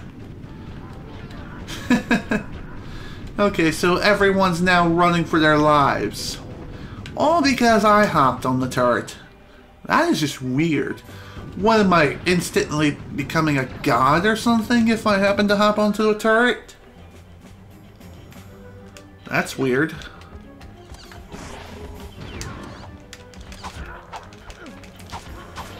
Whatever, he's dead.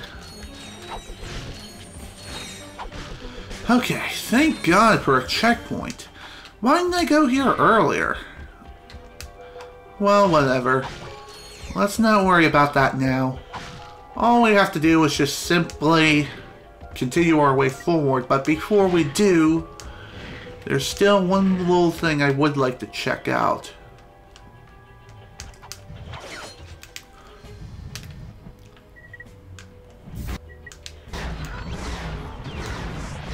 And that is, what the heck is over here? Did I somehow get more ammo for this thing? Other than from earlier? Perhaps I did. But either way, I am out of ammo now, unfortunately. At least for that weapon.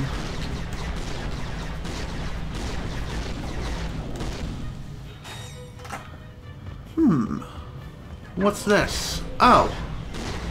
Just a switch and a platinum bolt. Haven't grabbed one of these in a while, but hey, whatever. Another platinum bolt added to the collection.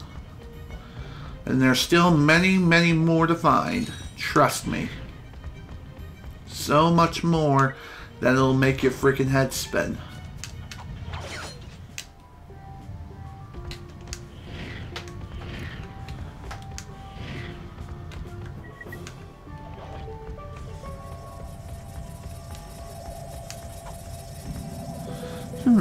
I wonder how long this platform's gonna last. Maybe as long as the frickin' trip itself? Who knows? Welcome to, oddly enough, a 2D segment. Unlike, say, Sonic Unleashed, where 2D segments, you go through them extremely quickly, here, it's all about taking your time. And not falling down. If you happen to fall, well then, the platform just simply disappears, and you may end up falling to your untimely doom. There are some pushable platforms that you can jump on, but there are other ones like those round platforms which you cannot jump on. Also, you cannot be off the green platform for too long. If you are, then green platform simply disappears.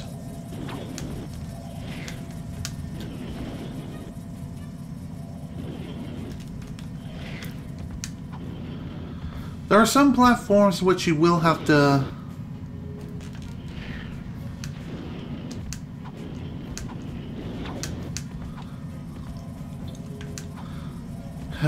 okay. Was kind of worried I would end up either overshooting or undershooting or even just going on the side of the freaking platform. Because usually that stuff happens to me quite often. It's annoying but true. Actually, this would probably be a good time to use this. There we go. Nice double kill. Also, just like the... Oh, screw you! Fudge! And I reactivated the previous continue point, so that really is lame. Well, thankfully, since we completed the platform challenge once, just reactivating it will send us right back up here. So, no need to worry. No need to worry about having to redo the entire challenge all over again.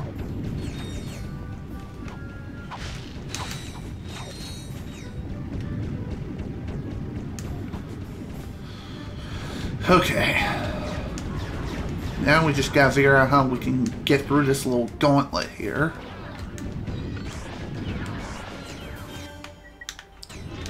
Dude, I can't see. Of course. No more little robot guys. At least for now.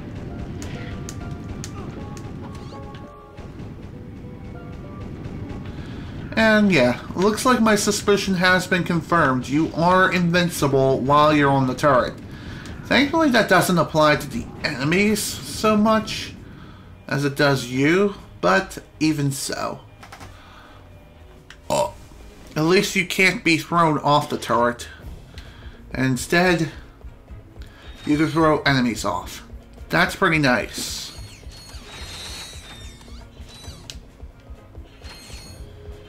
Alright, where to now? Of course. Isn't it obvious? Hey, you two going to the games? Yeah? What's it to ya? Whoa, take it easy, Chief. I ain't looking for no trouble. Just an honest man looking to make an honest buck. I sincerely doubt that. Hey, I ain't the one trying to get into a sold-out arena. You're gonna need this levitator to get in there. Ooh, okay. And how the hell did he just grow in size? Anywho, 20,000 bolts for a glider. Quite a steep price, but alas, here we go. Nice doing business with you again. Time for me to, relocate. The instructions are in Blargian. Goodbye. Then it says here, tab A goes into slot B. Okay, and then magnetize the graviton matrix, remove your left arm, block, and done. You do have skills. You know it. Stand on the levitator pad and press X to fly. Hold down X to gain altitude. The levitator stops functioning when the fuel meter is empty. Okay, sounds good. Anywho, the levitator is freaking awesome. It allows us to fly. It allows us to fly for a relatively short period of time. And trust me, we're going to be using that quite a lot. But hey, at least we can get into the battle arena now. So that's great. And just like the previous battle arena, it has a lot of challenges. For the main event, introducing one of the fiercest gladiators in the galaxy, Ratchet, and some metal guy. They'll be lucky to survive against the toughest gladiators in the galaxy. Let's get it on. Oh yeah, let's have some fun. Time to take on the gladiator games. Within this battle arena, we'll be facing some very, very fierce opponents. Some of the toughest challenges that we faced yet. Also, the spider, the remote spider weapon, not useful at all during any of these arena matches because, well, you have no chance to take cover whatsoever. It's really only useful as a means of just simply throwing one down and exploding it immediately. So, essentially, pre-detonating it at super close range. That's about it. Other weapons such as the Blitz Cannon here, also incredibly useful, especially for close range combat like this. Alright, time for round 6. And also, another thing worth pointing out too is that the arena challenges here are going to be a lot tougher than the last ones, that's for sure. And this is just due to the fact that the arenas themselves have a lot more obstacles, and they also have a lot more enemies. A lot more places for enemies to just simply show up out of nowhere and wreck you. If you're not careful. Okay, well, shoot.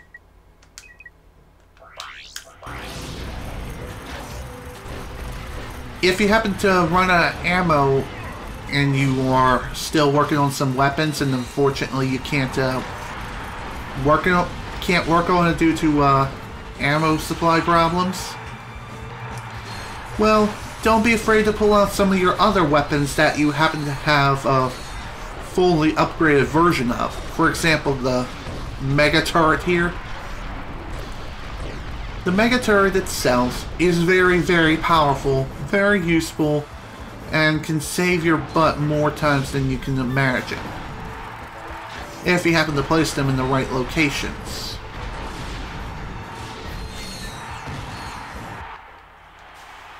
Alright! Yay! The prize we got are magnet boots. Okay, gravity boots. Gravity boots will allow you to walk or jump on any magnetic surface. Freaking sweet! And just like before, there are multiple arena challenges. And I will go ahead and try to take them all on if I possibly can. If I cannot, then, well, I simply can't. End the story.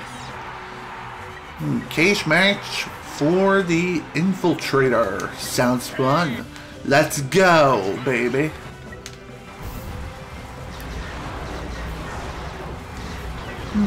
What's this?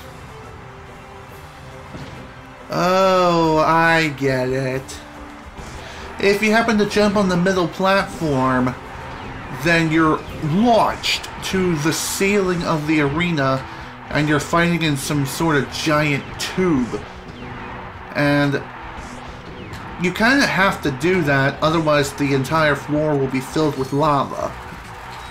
And if that happens, well then you're going to become fried lumbax. And you don't want that on your conscience now, do you?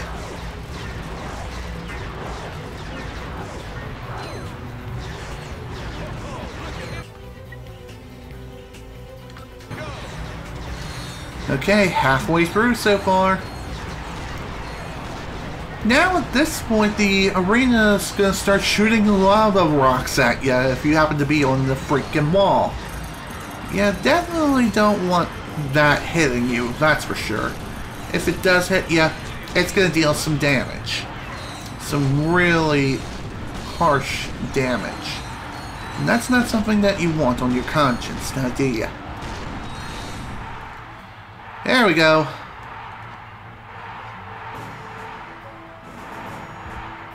Challenge complete. That was awesome. And for our reward, we get something awesome. The Infiltrator. The Infiltrator is something that we're going to be needing in order to access some secret areas. So that was awesome. Okay.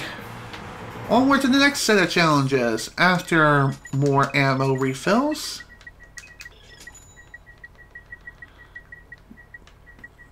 Still can't purchase any new weapons yet, unfortunately.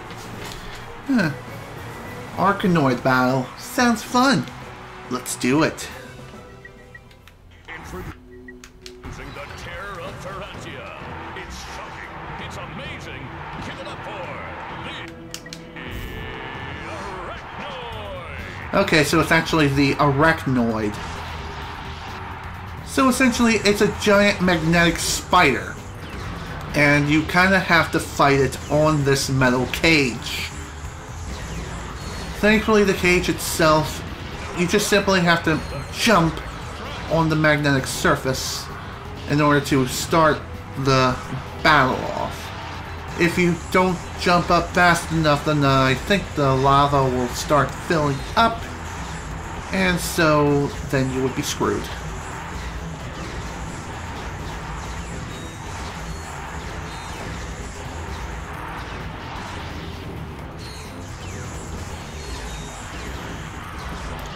Thankfully, this fight doesn't seem too bad. All you have to do really is just keep strafing, and eventually you will win the fight if you happen to be clever enough with your weapon usage.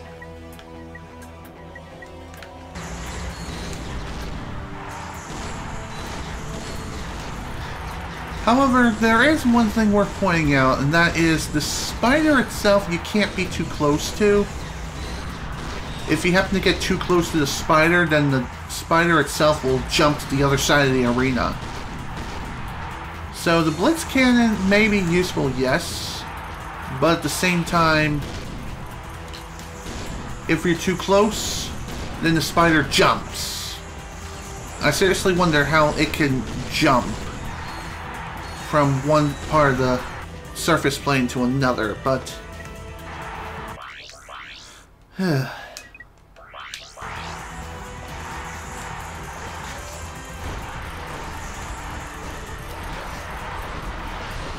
Funny enough, you can even throw down little mini turrets on the magnetic surfaces. Unlike in the original Ratchet Clank, you were not allowed to use any of your weapons except your wrench on any sort of magnetic surfaces. However, in this game, you can use whatever weapons you want, and you can even jump. Awesome! Not only did we win our prize, we also increased our nanotech amount, so freaking sweet. And lava gun. Ooh, cool. Okay. Well, unfortunately, we can't max out any more ammo at this point. Damage avoidance challenge. Don't take a hit. Okay, that sounds pretty easy enough. Although that's probably easier said than done. I'm gonna go ahead and swap that. There we go. Lava gun has been selected. Ready to go. Here we go. Anywho, the lava gun acts a lot like that Pyromacer gun from the original Ratchet Clank. It shoots strings of lava that deal damage over time over the enemies, and it can make them flinch. Damn it. That sucked. Well, at least it wasn't all for naught. At least I got some bolts out of it.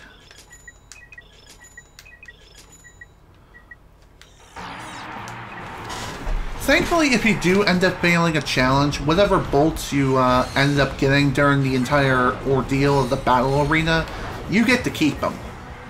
You get to keep the bolts, which is very useful for the sheer fact that you're going to be using your bolts to refill your ammo every time. For each and every round, or each and every challenge that you do. Even if you're repeating some challenges, you still need ammo in order to compete.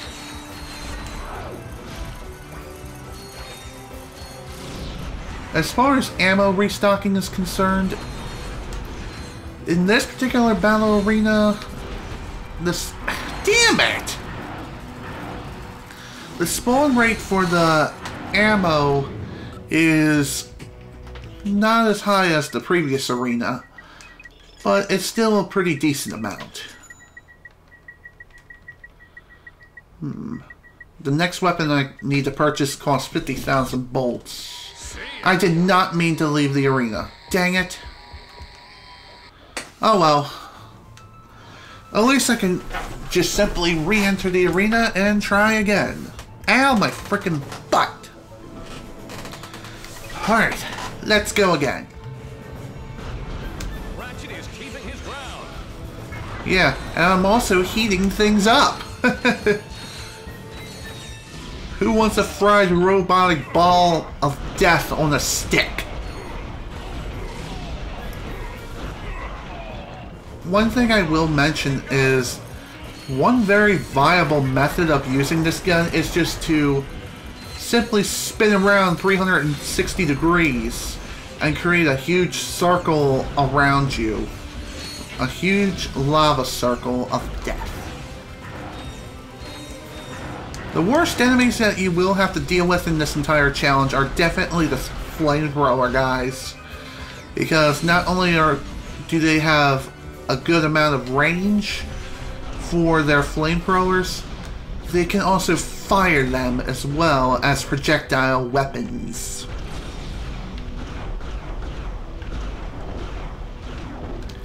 Phew, there we go. Challenge complete. Excellent. 5,000 bolts added to the collection. The freaking collection of more bolts that are well needed. Hazard cage match. Look out below. Time for a cage match. Great. Let's go. Honestly, I feel like the cage matches for here are definitely the most fun. They're also the most varied as well.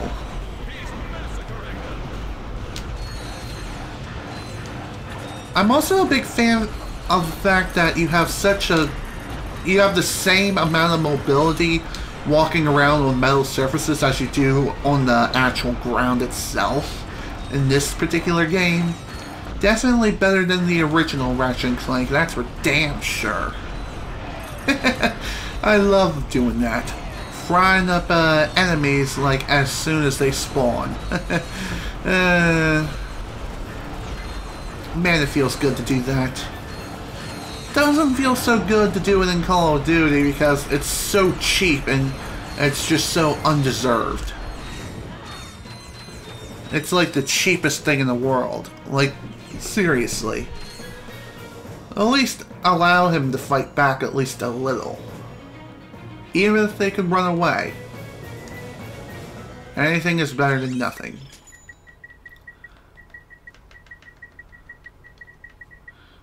Okay, time challenge. 90 enemies, 90 seconds.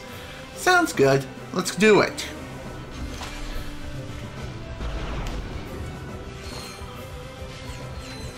In this particular challenge, we just gotta kill 90 enemies within a minute and a half.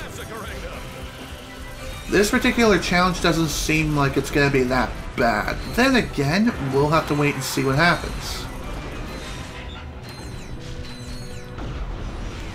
We'll just have to see how frequently we can kill these enemies, especially with a weapon like this. I mean, this weapon, don't get me wrong, is pretty dang good for what it is, especially considering that it's like, you know, a level 1 weapon that spews lava everywhere and can act a bit like a defensive shield if you're clever enough with it. And it's also really good for crowd control.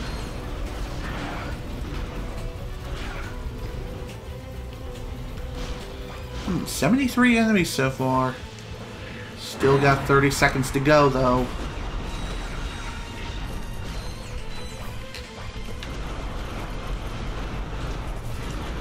One thing I will definitely say when it comes to the lava gun is that it's not so good against the bigger enemies, but the smaller ones, oh yeah. This thing literally melts. Did I do it? Alright, I did it! And my nanotech increased as well. Freaking sweet.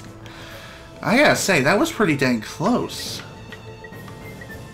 Magnipede Battle. Okay. That sounds fun. Although, if I remember this fight correctly, I'm going to need something like the turret or some sort of missile-like weapon. Something like this or this. Megacorp is pleased to welcome a returning champion. He slithered his way into all of our hearts. Okay, that's not gonna work. Please give a round of applause for Megapede. Anywho, Megapede. He kind of reminds me a bit of B2 Brawler, except it's a centipede. Ow. Okay, note to self, that does not work.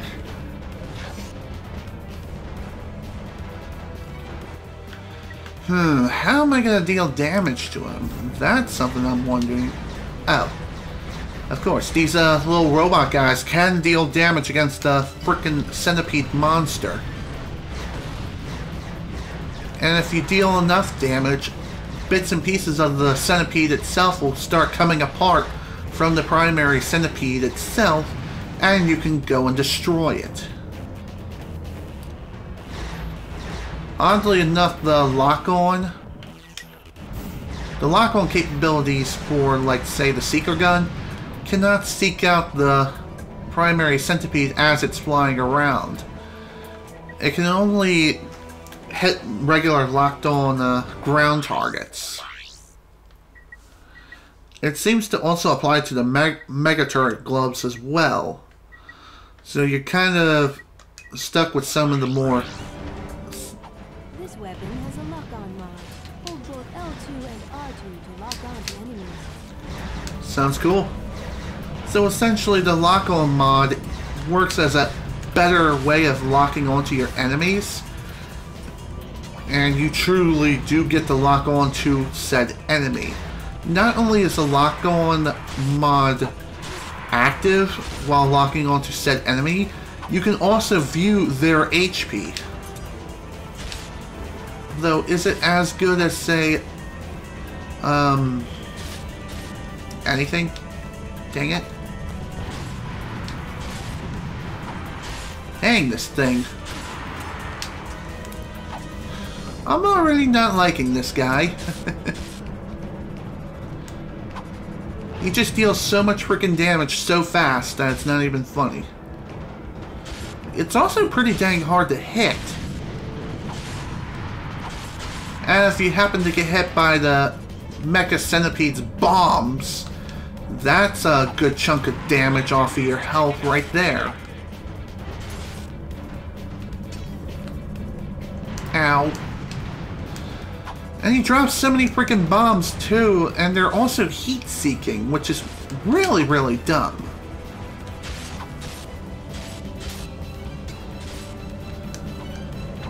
I don't know if there's any real way of avoiding the Mecha Centipede's attacks or not. I guess all you really can do is just run around and dodge everything. Dodge as much as you can. The Mini-Star, you're going to have to use these to your advantage.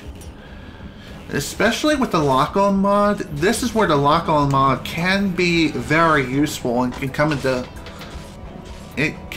play and really help you out tremendously.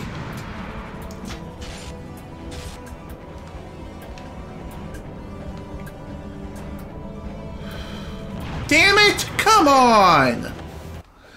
That is lame. I had a feeling that frickin' bomb was gonna kill me, too.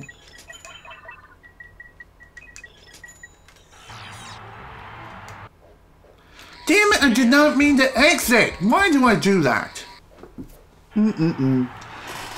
I hate it when I do stupid crap like that. I wanted to redo the challenge, not exit the frickin' arena. Megacorp is pleased to welcome a returning champion. He's slithered his way into all of our hearts. I really like the freaking Mecha Centipede's introduction, though. It is pretty cool. And it's also pretty funny as well. Especially with the pun of how it slithered into everyone's hearts.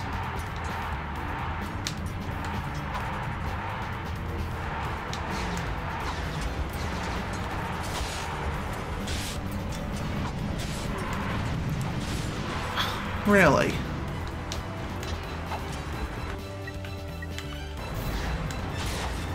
I really wish the freaking lock-on Seeker missile would lock on to the actual Mecha Centipede itself. Maybe that only applies to the final form of which the Seeker gun gets after being fully upgraded. I could be wrong on that, though.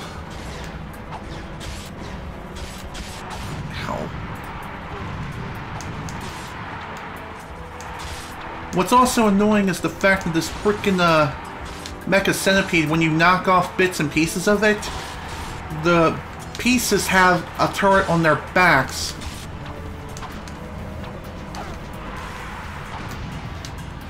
And the turrets themselves can also be very annoying to deal with, and they deal quite a lot of damage.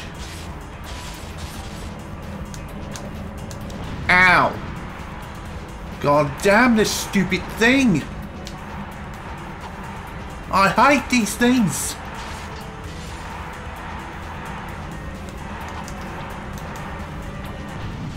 I also don't like the fact that shooting the frickin' mini-star thing, it forces you to stay in place, which is really, really lame. And the lock-on mod doesn't seem like it really locks on all that well. If the enemy gets too far away, then the lock-on is lost. It's really annoying, unfortunately.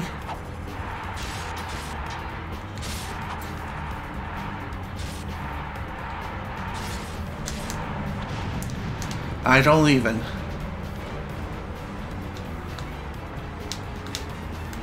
Thankfully, this Mecha Centipede is almost dead. Just gotta keep laying down the damage and try not to get too damaged myself. Damn it. Okay. Oh, fuck you! Fuck you! Fuck you! Fuck you! Oh my god. Target the right enemy.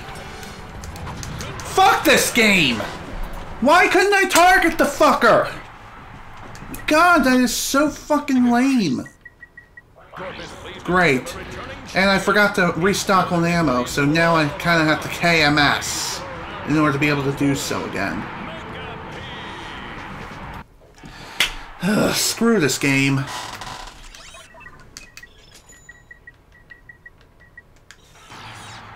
There's gotta be another weapon that can also be effective for taking the frickin' Mecha Centipede out. Besides the mini-star. I did it again! I fucking exited when I meant to redo the damn challenge!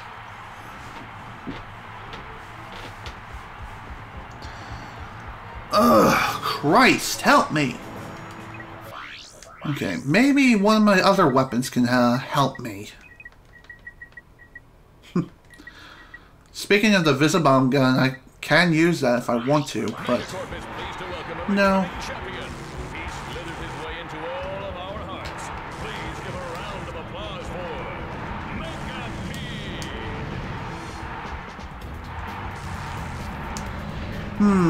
Is the Tesla gun even working against him?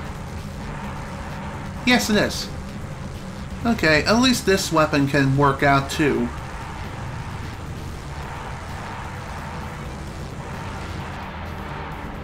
Cool. At least we have another weapon that's also effective against the mecha centipede.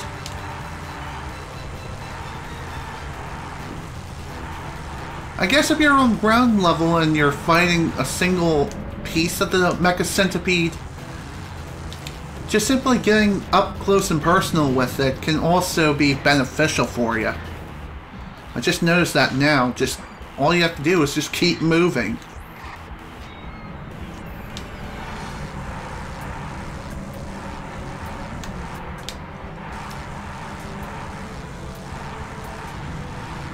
I really wish this freaking mecha centipede can take out its own bombs. Wouldn't that be hilarious?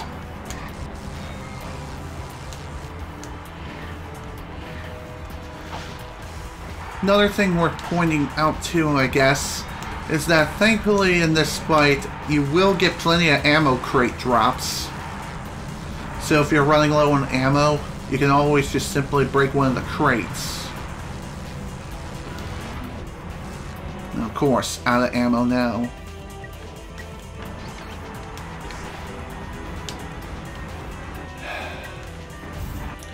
I really wish that this thing could, oh, I don't know, do damage against the frickin' mecha centipede, but it has no lock-on capabilities.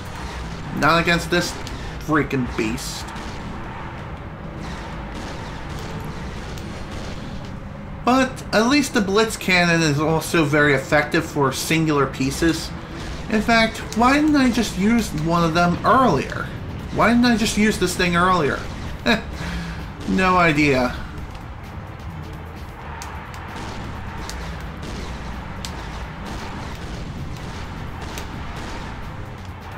Whatever. It's fine. Better to learn about this now, especially for future attempts. And if I have to fight the mecha centipede again, at least I now know what I can use.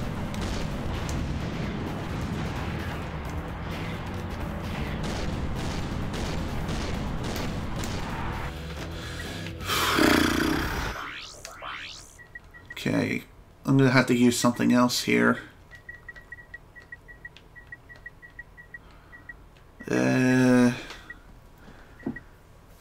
I guess this is really the only other weapon I can use against them.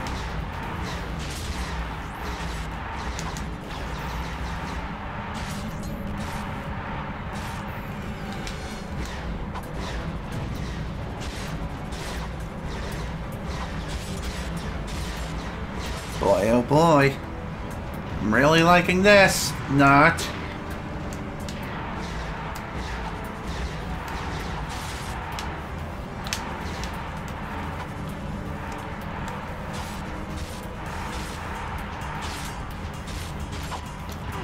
I wonder how many shots it takes. I mean, I wonder how many shots I can dish out.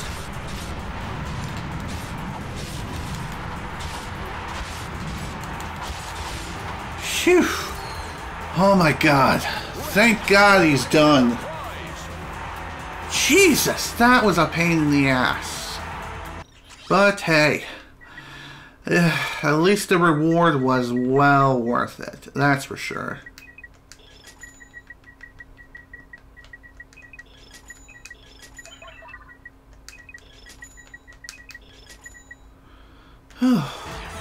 Okay, time for the next challenge. Limited weapon challenge using only the wrench. Okay. It's time for only use me wrench time! Best way to deal with enemies on a challenge such as this, jump into the air and just do jump strikes against each and every enemy. Doing this will deal essentially double damage against the enemies that you happen to hit. The only time where single regular strikes will be useful is against smaller enemies like the spiders here. another thing you could theoretically do, or you could use... God damn it.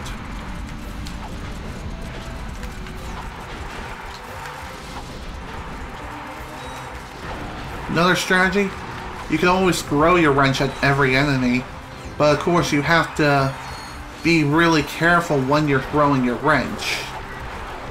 Sure, you can move around and strafe your enemies, but at the same time, it can also leave you quite vulnerable, and it's not exactly the most effective way of taking out certain enemies.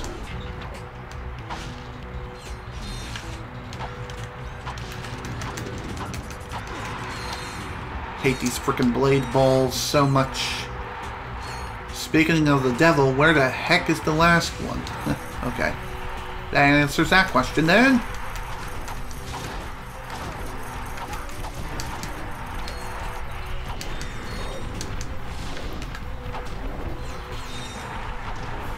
To be absolutely sure that you are gonna hit your enemy. What a way to die. Get stuck in the death animation and then be pushed into the freaking lava. Oh, fun. Isn't that a fun time? Okay, so jump strikes are useful, yes, but they're also very risky. So save them more or less for the bigger enemies, such as those rhino-like enemies that come charging at you like freaking raging bulls.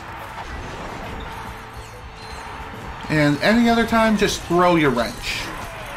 Because there's always the possibility of it coming back and dealing damage to other enemies on its return trip. Sometimes it can even hit the enemy multiple times that you're striking down. Other times, though, it's not so nice. But when it does work out for you for the better, by all means, go for it. Especially for the flamethrower enemies, you definitely want to throw your wrench, like, all the time.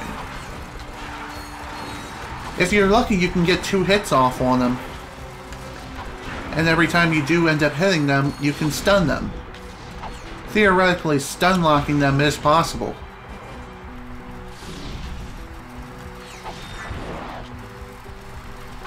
There we go. Crap.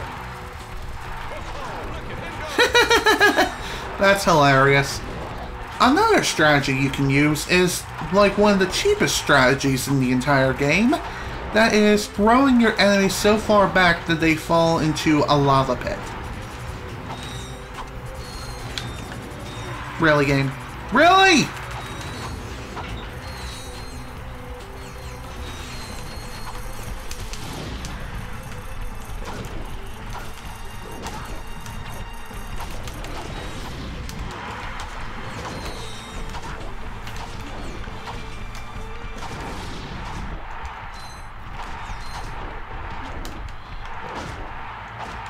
There you go. Die.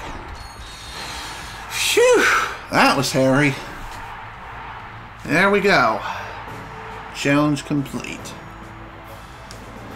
Okay, time for the next one. Time limited weapon challenge. Lancer all enemies in 60 seconds. Okay, that sounds easy enough. Thankfully, even if you do run out of ammo, I do believe you can still use your wrench to get more ammo, but then again, maybe you can't.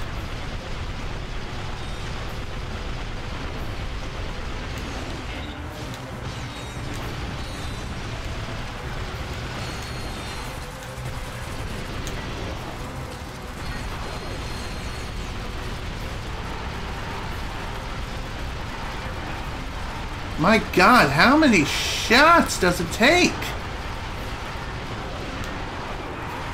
Ow, really? Phew! There we go. Challenge complete. And 10,000 bolts added to the bank. That was sweet. Can I... Nope. just short of the next weapon I can unlock. 3 Megapede in 3 minutes. Oh dear. This is probably one of those challenges that I will not be able to complete. Because I just don't have the firepower. I just don't have the kind of firepower to really kill Megapede in such a short time frame.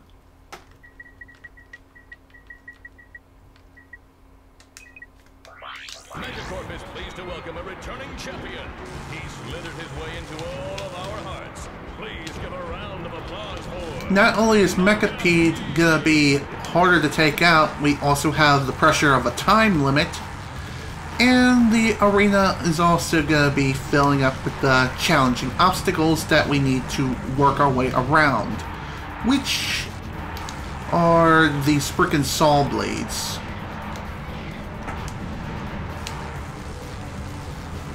I'm not really too sure of a best method of taking out Megapede at this point in time. If I had something like, say, the Rhino 2, that would make things different. Because with that particular weapon, I could probably wreck this guy faster than he could blink. That would be hilariously awesome. What also would have been awesome is if I could have purchased the original Rhino from the first Ratchet Clank game. But I guess that's not a thing yet. Maybe in New Game Plus, aka Challenge Mode, would I be able to do such a thing.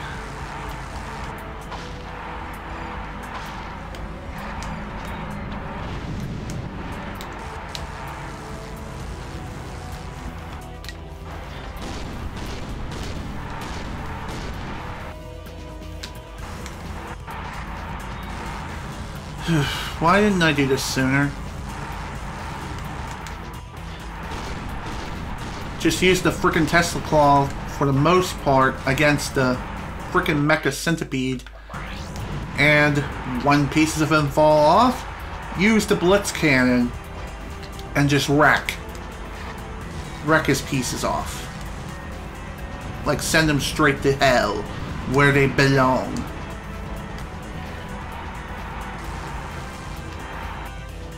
Oh, shoot.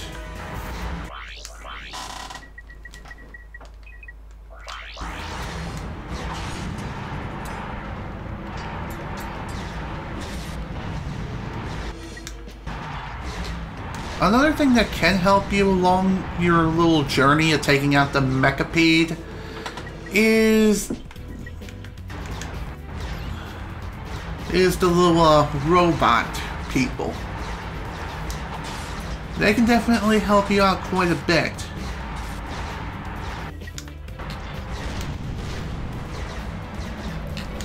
They can deal quite a bit of damage as you're working on killing this thing. Speaking of which, I don't know if I'm going to be able to win this challenge. Because I know it took me quite a while to finish this challenge the first time through.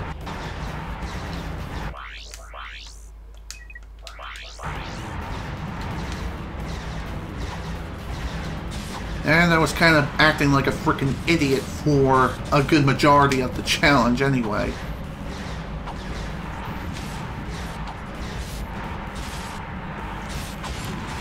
God damn it. Yeah, I'm out of time. Time out.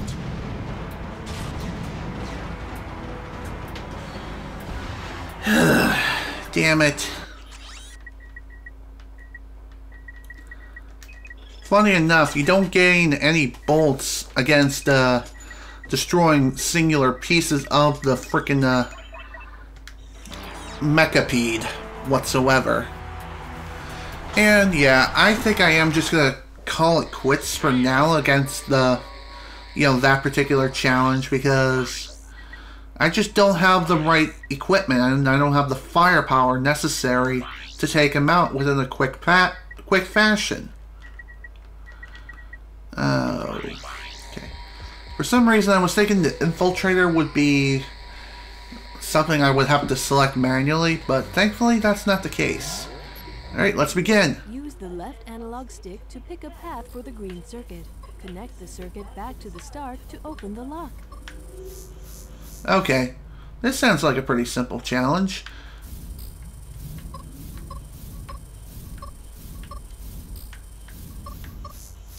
Okay, so in order to complete this challenge, you kind of have to go through some sort of invisible maze.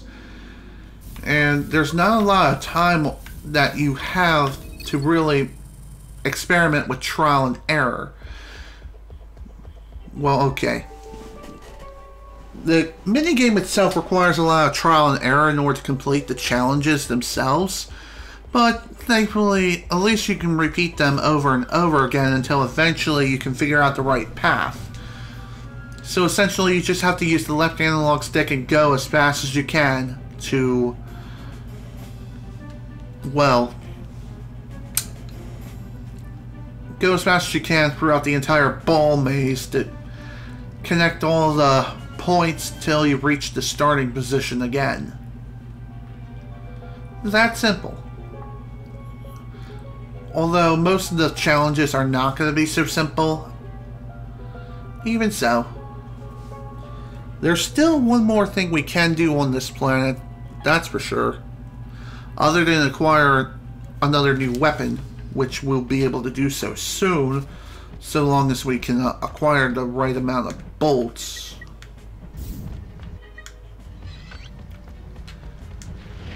Man, I really am in need of some serious health right now.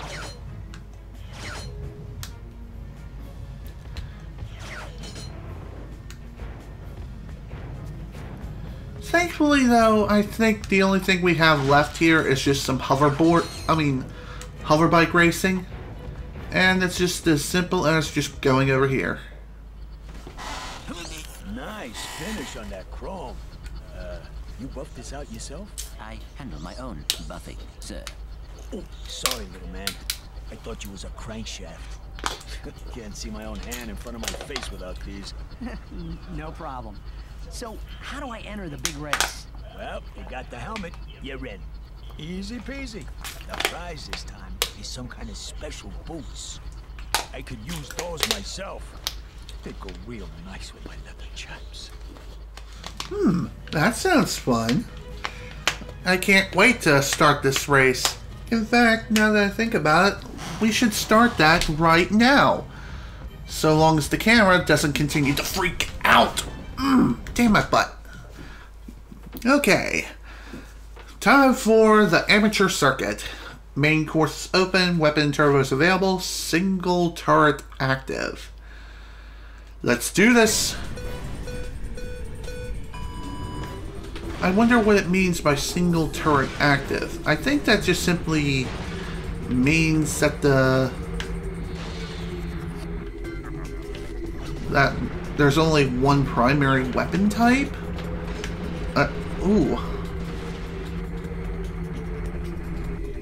Oh man, I missed the damn shortcut. That's not good. That's not something you want happening on this track, because the track itself is relatively difficult. And if you don't... Damn it! If you don't nail every single shortcut in the entire circuit, well then you're kind of screwed. Just like with the last one. Thankfully within this first circuit, the other racers do not attack you, but you can attack them.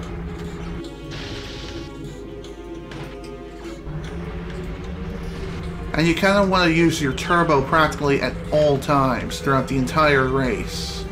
You don't ever want to slow down, just like with the previous one.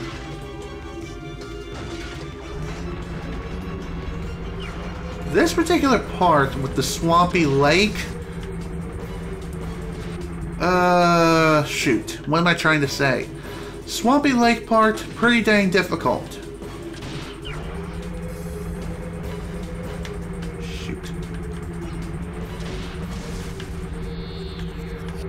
Anywho, when it comes to the turbo, you want to not only grab them, but you also want to use them pretty much immediately upon pickup.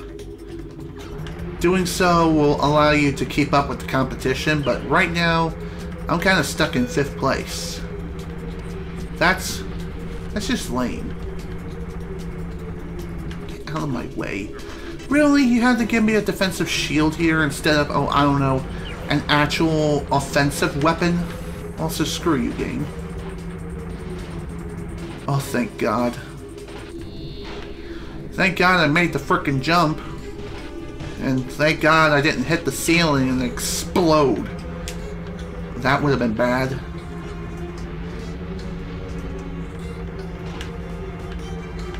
God damn it.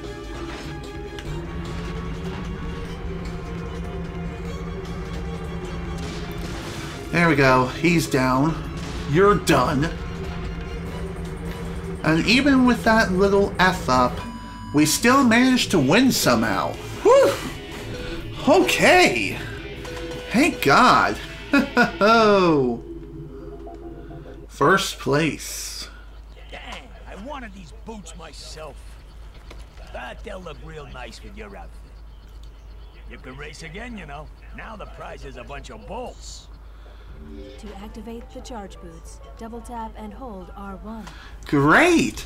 With the charge boots, we can give ourselves a huge boost forward. And if we continue to hold the R1 button down, we'll continue to boost, but we won't be going anywhere fast. And of course, with the Hoverbike Race 1, we can take on other challenges. There's 5 in all, just like the last place. So, here we go.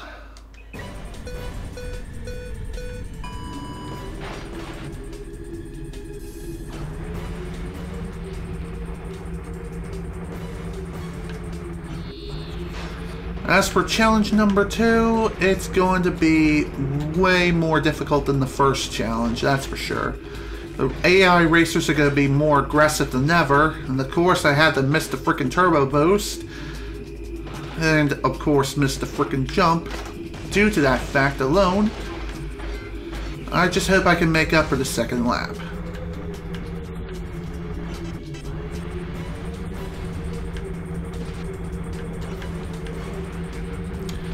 Really? Really, game? You had to do that to me?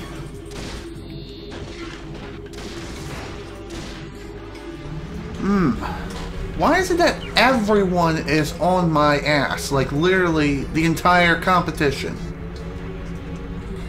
No idea. Wish I could have used this for the opposition in front of me. But hey, can't always get what you want. Also, what the hell was that? Oh, thank God I made it. Like I said, you want to nail that shortcut each and every lap. But it's not exactly easy, especially when you want to go turbo racing the entire frickin' time. Also, panicking doesn't help either.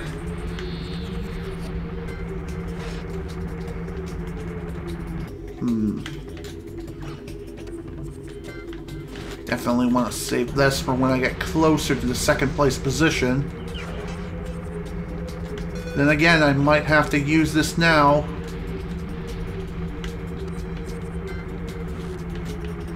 Oh, come on, how did I miss that?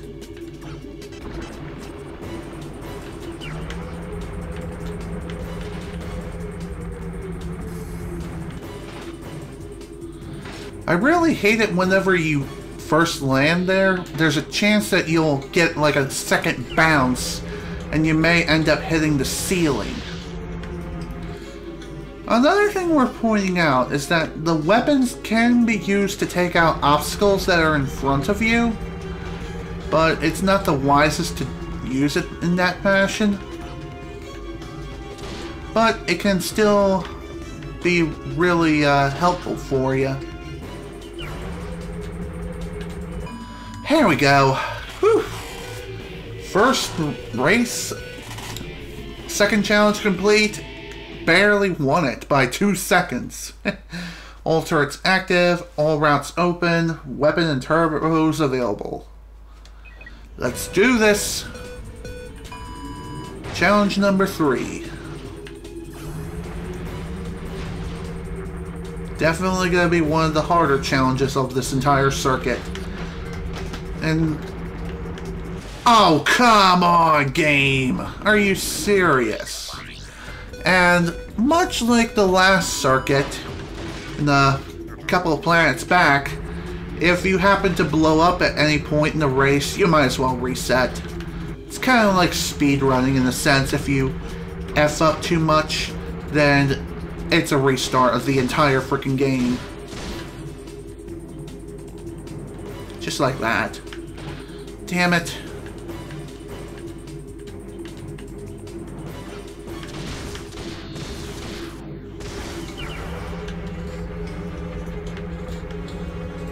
Damn it! I think there's a shortcut over here we can take now, so that's good.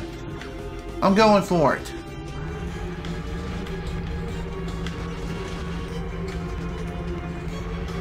I think you have to go for the shortcut too, otherwise you're gonna fall really, really far behind. That's not something that you want happening to you.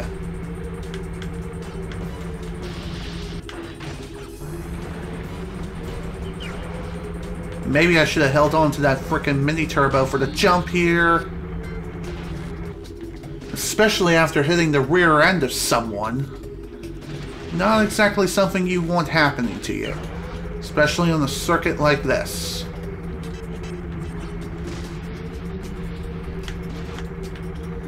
Damn it! Yeah, that's a restart. Screw you guys. Seriously, why you have to be so damn fast?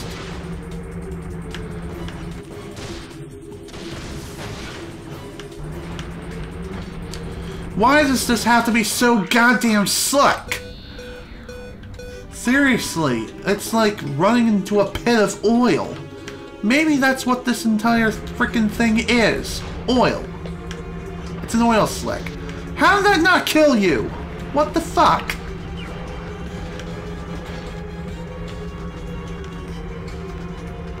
Another thing worth pointing out too, when on that particular slick surface, even the tiniest little tap can end up sending you flying off to frickin' Venus.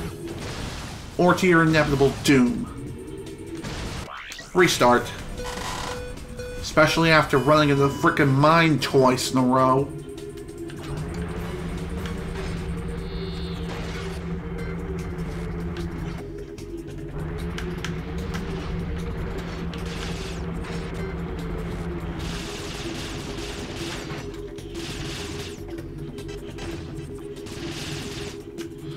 Well, at least with these little miniguns here, it's useful for taking out some racers that are in front of you within your nearest vicinity.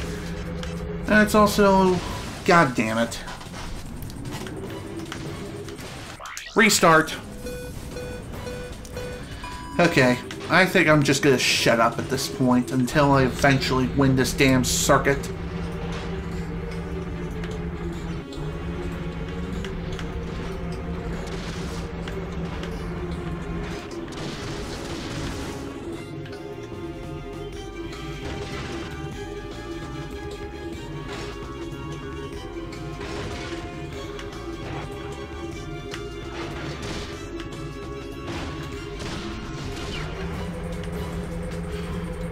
One thing I'm definitely wondering is, how is it that the enemy racers can just simply respawn directly next to you after blowing them up, yet whenever they blow you up with a weapon, you spawn like really, really far behind them? I don't get it.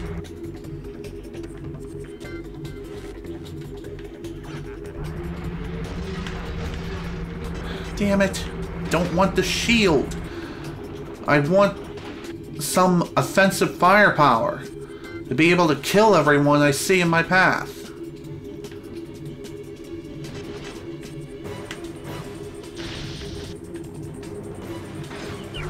Gotta love losing runs to RNG. Am I right?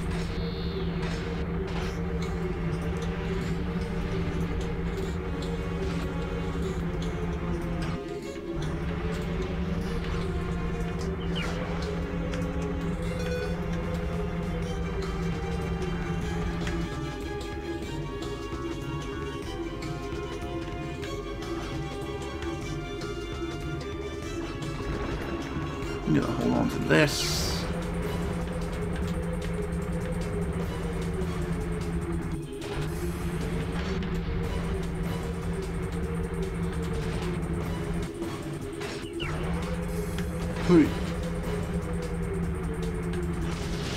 There we go.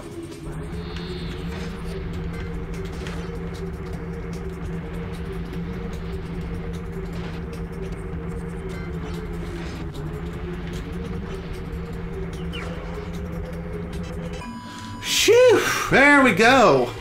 I even got a skill point out of that. That was sweet. And I think that's our first skill point in the entire game. I'm gonna guess the skill point involves just completing this particular circuit within 2 minutes and 30 seconds. I'm not sure. Either way, that's that. Time for challenge number 4 with the assault circuit. All turrets active, all routes open, weapons and turbos available, and of course racers have to attack me. Now, of course they do. Here we go! Welcome to Mario Kart! Oh wait, wrong universe, but really who cares? It's still Mario Kart.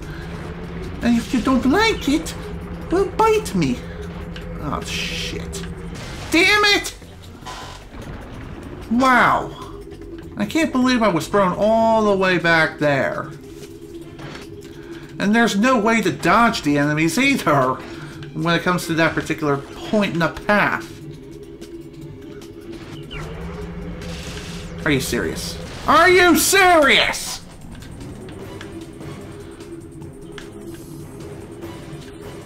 Ugh, seriously, screw this game sometimes. Especially with the AI racers just being so damn aggressive.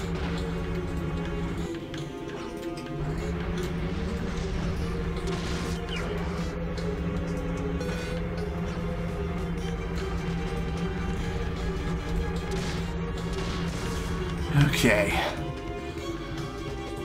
Challenge number 4 is definitely going to be our toughest challenge yet, especially considering the fact that the track itself is not only very difficult to go through, but along with the enemies now attacking you, it makes things even worse. Especially when you're trying to navigate through tight corridors.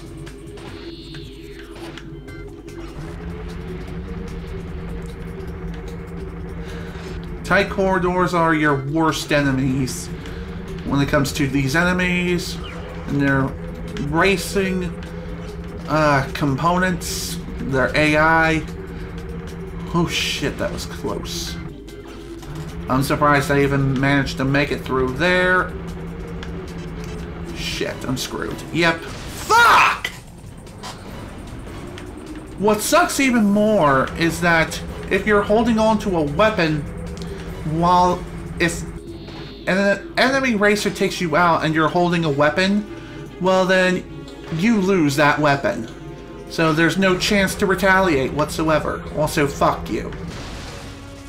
Fuck you, game. There's really nothing I can do to dodge those attacks. Ugh, this sucks. The race is already over. 6th place. In fact, I think it's gonna be worse than that. Yep, 6th place. That is really lame. Okay. Time to put on our concentration caps. Because we're going to need it in order to get through this god-awful circuit.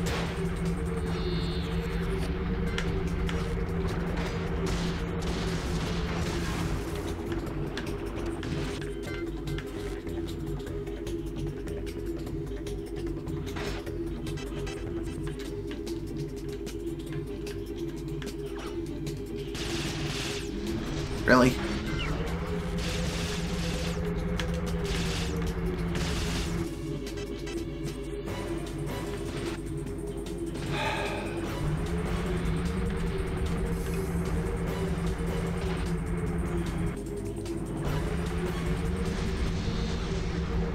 Well, thanks for the shield, game.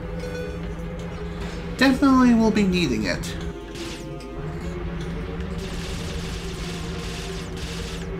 Damn it! Once you're locked on, there's practically no escape. I don't think there is any escape whatsoever. Seriously, game?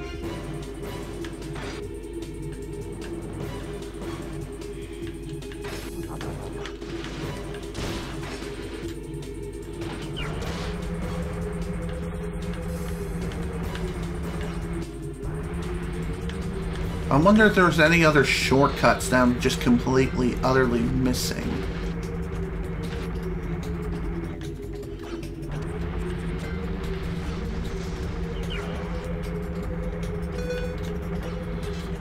Final lap, and still nowhere near the leaders.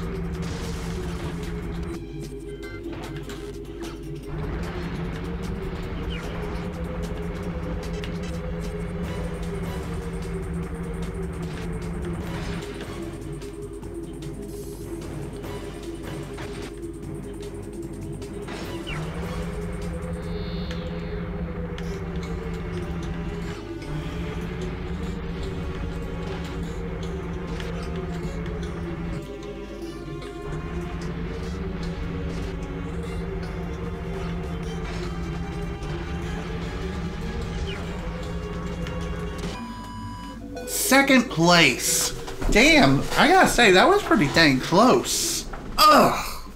Damn, my butt hurts. I really hate the cushion on this frickin' chair. So uncomfortable for long gaming sessions.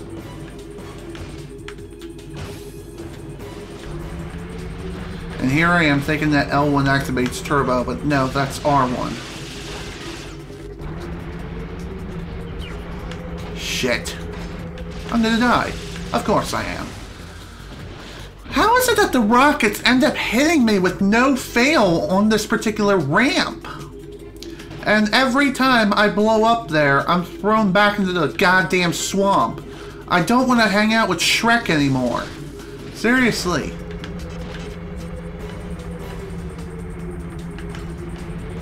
And it seems like it takes an eternity for the freaking aiming cursor to go away. So, that's an instant restart each and every frickin' time. Just like there.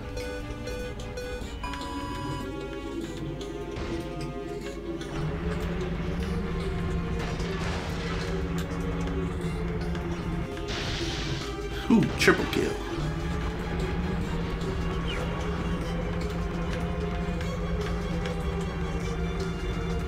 I don't know if you end up losing any mini turbos if you blow up or not, by means of either crashing or getting killed by your frickin' opponents. Either way, I don't intend to find out anytime soon.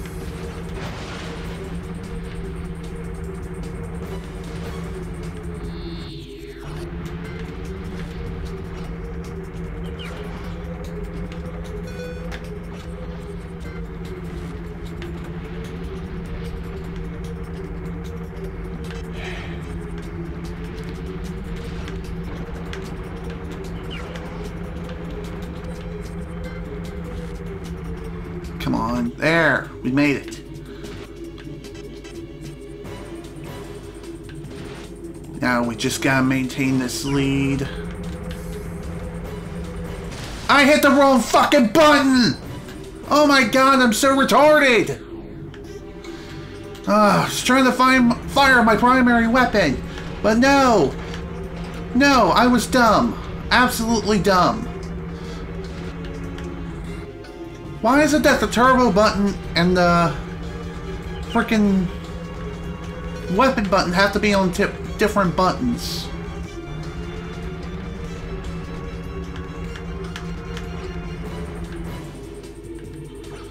There, hold on to this just in case. Perfect. Perfect timing to use that too.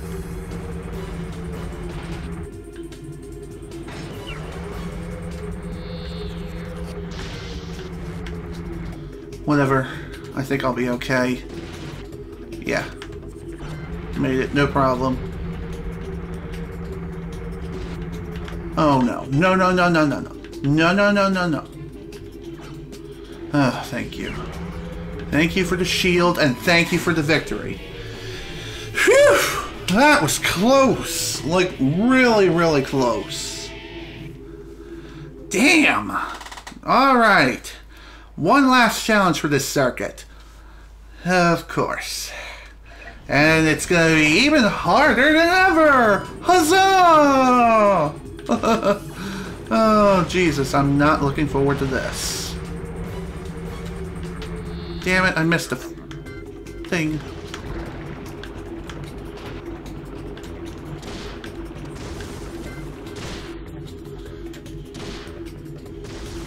Well, that sucked. How the hell did you make that? Maybe he had a turbo boost and I didn't even notice. I wouldn't be surprised.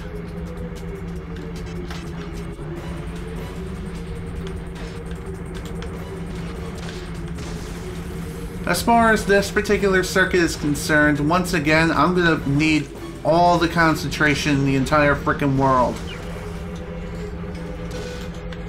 There we go, he's dead. Did I seriously hit the wall with that missile?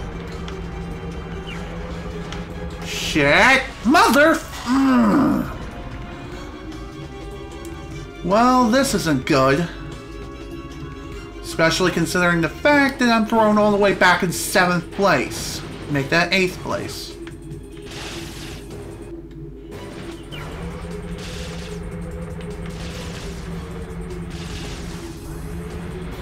Ugh, Jesus flip.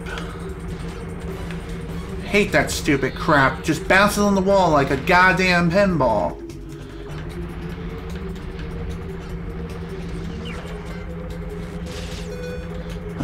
Lap 2 is done. Time for the final one. And I'm gonna need a real big miracle if I'm gonna make a recovery. So long as I don't get targeted and blown up. Especially here.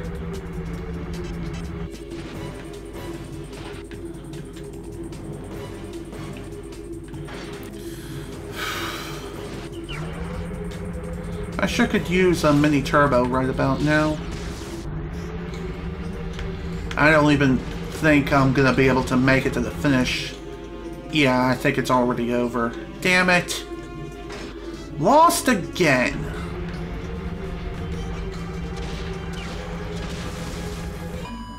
Third place. Damn it! Okay, concentration cap goes right back on.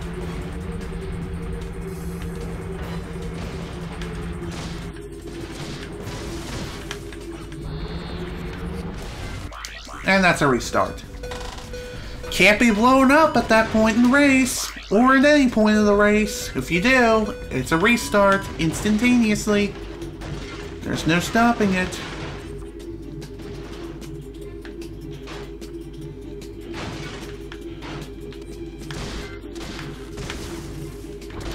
Seriously, why am I being thrown off course?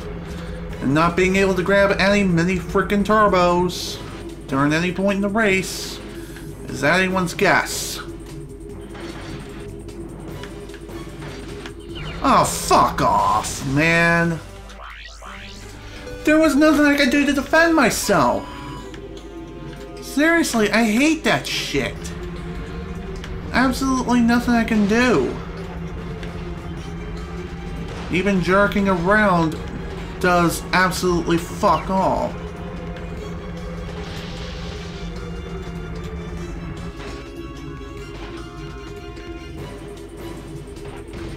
How did everyone...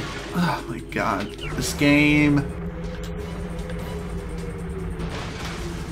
Fuck off! And yeah, as I figured, it takes away your turbos too. God, that's so damn lame. Shit. I thought for a moment there I was gonna blow up and die. Speaking of the devil, and he shall appear. I really need to shut up.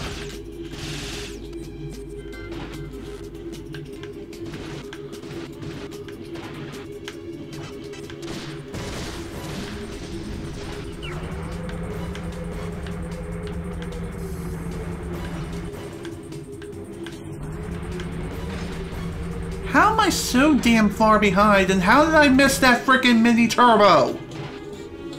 How did I miss it? Fuck this game.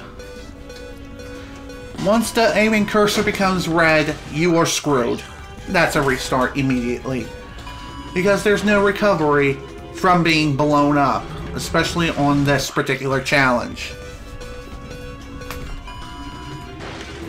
I am not leaving until I eventually win. Which may end up taking a frickin' eternity and a half.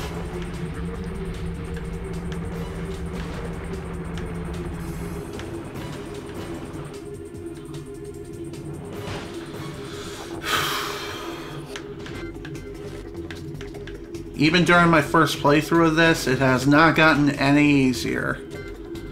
Especially with the RNG that's involved with this game. Oh my god, is it massive. Massive RNG of whether or not the enemies hit you, or if you're able to evade their attack, or if they're dead center on killing you. Just like that. Fuck you!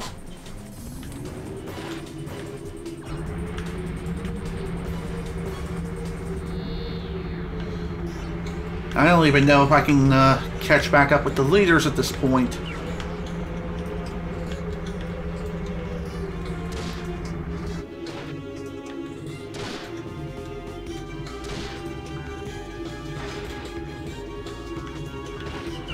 Oh my god!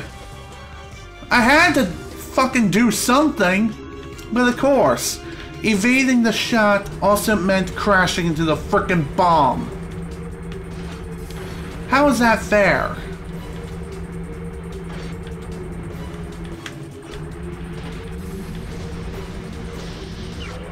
That was stupid. I shouldn't have used that there.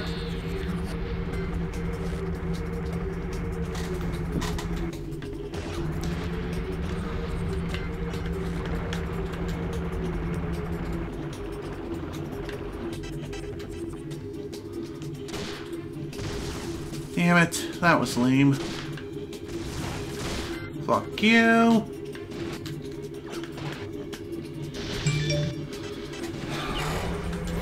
There is no recovery after blowing up. There's none whatsoever. If you fuck up even once, that's it. You're thrown into 5th place.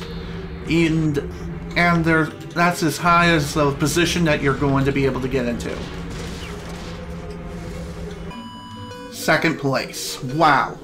Lost by 6 seconds. Jesus flip.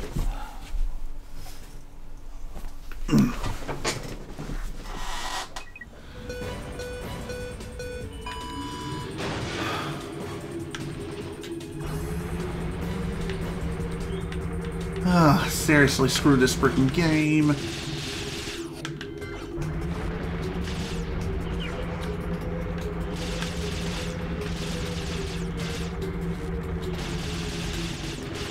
Seriously, why didn't he die? What the hell?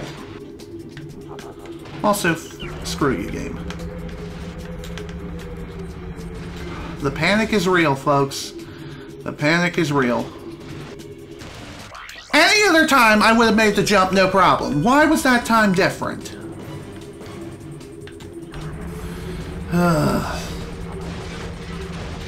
Makes no sense. Of course. Restart! Target locked. That means you're fucked.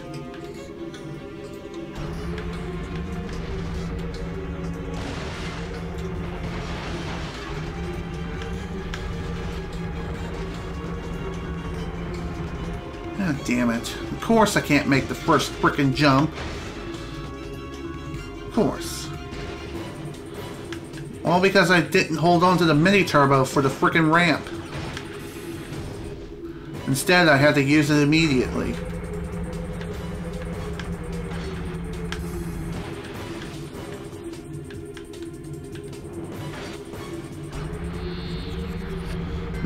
I really lost some serious time here.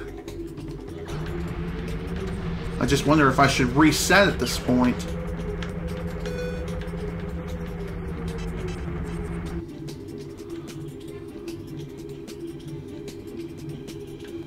Yeah, that's a restart. Especially after that lock on. Nothing I can do.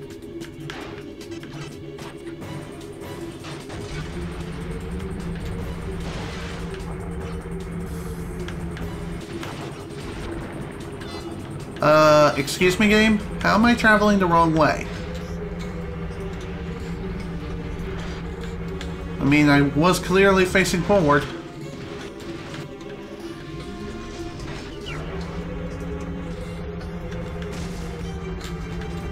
Damn it. All because of the frickin' jerky controls had to do that.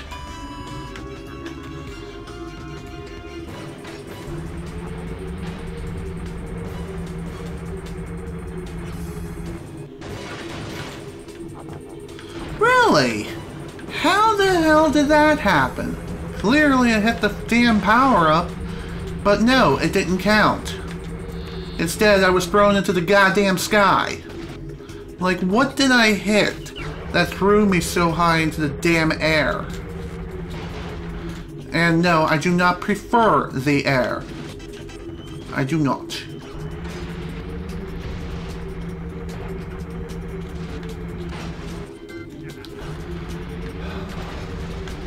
Oh my god, are you serious? Seriously, I hate these damn racers so much. I mean, they're so... Oh my god, get off of me! Like goddamn mosquitoes. Just hate those freaking things. They just love to annoy you to death. Fuck me in the ass. Also, why couldn't you kill any other racers with that missile, asshole? Now I'm completely screwed. Just as I finally regained the lead, I end up getting fucking killed again.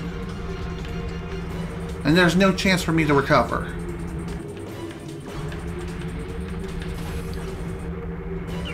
Okay, I guess I was wrong. I shouldn't be so quick to give up.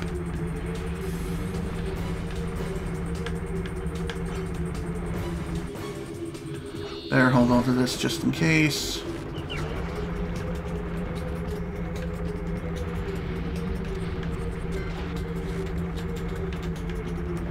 Here we go, that's what I'm talking about.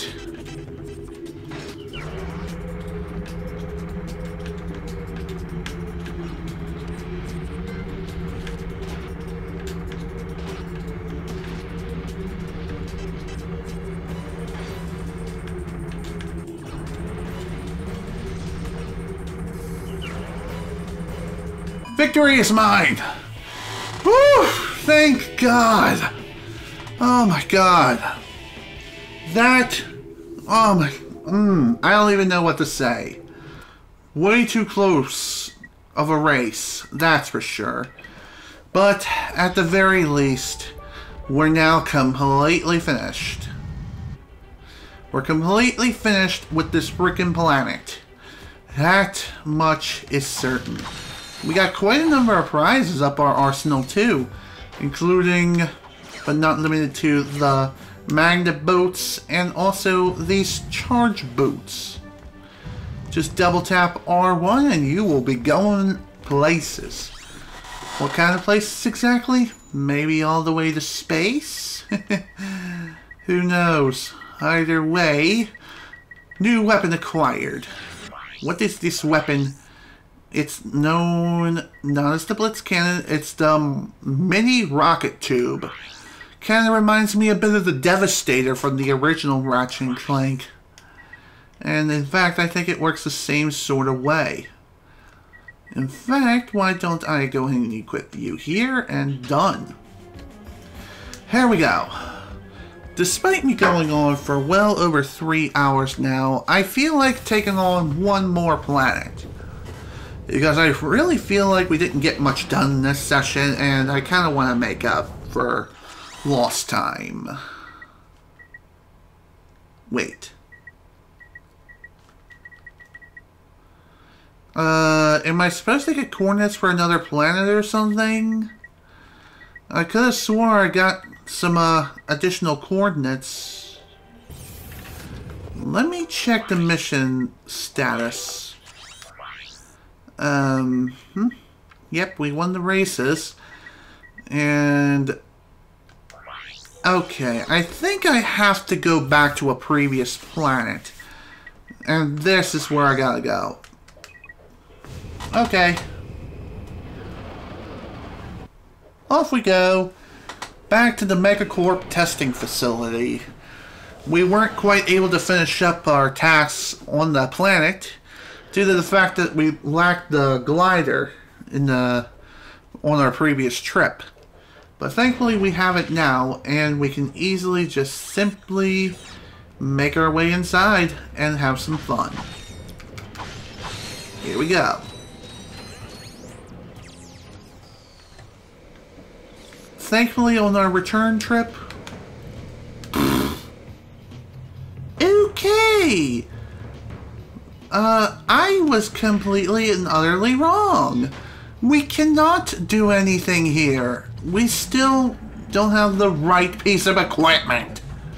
Damn it. I was thinking that the one little thing I was thinking of earlier turned out I was wrong. Dead wrong. I mean, it didn't turn blue, it didn't do jack. Crap. Crap on the freaking stick. There's gotta be something else that I'm completely missing. Alright, let's view our missions. See where we need to go to next. Okay, all the missions we can complete there and there. Yep. Done. Yep. Damn it, I hit the wrong button again. That's done.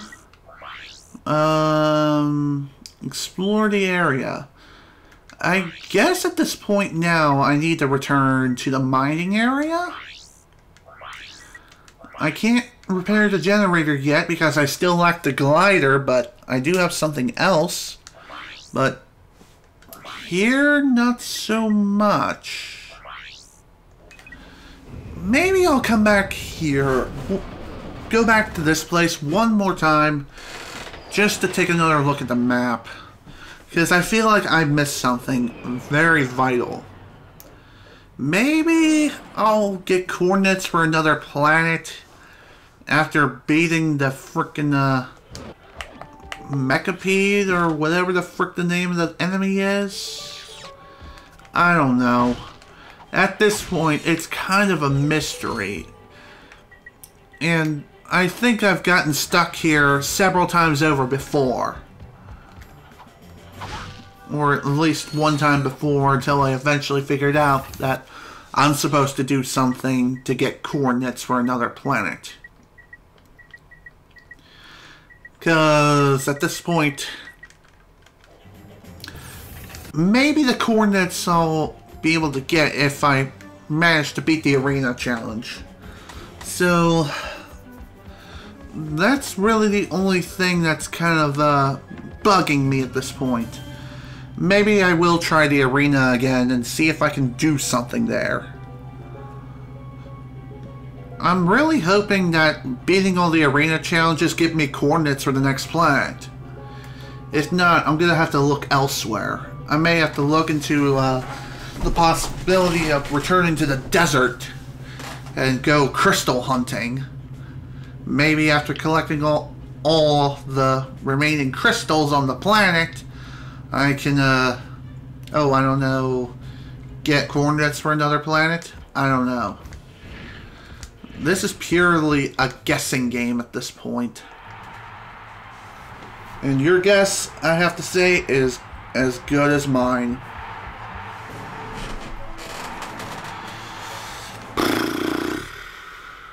Well, at the very least, we do have a new weapon to work with. And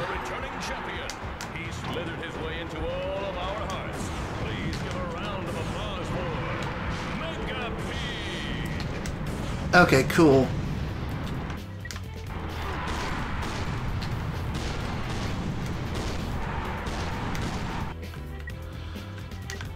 At least the mini rocket turbo does have some sort of lock-on capability, And when it does lock onto the freaking Mechapede, it can knock a part off almost instantly. In fact, I think that's what it does. It knocks it off instantly. Wow, why didn't I think of this sooner? Well, that's probably because I didn't have enough bolts to buy the damn thing.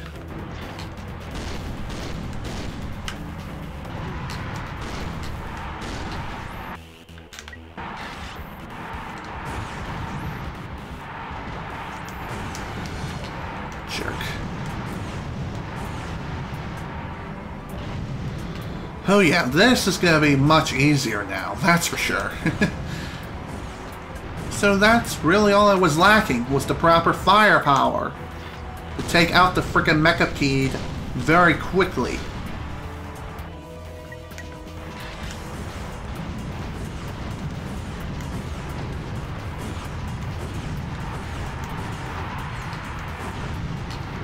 And done. Woo! Nice!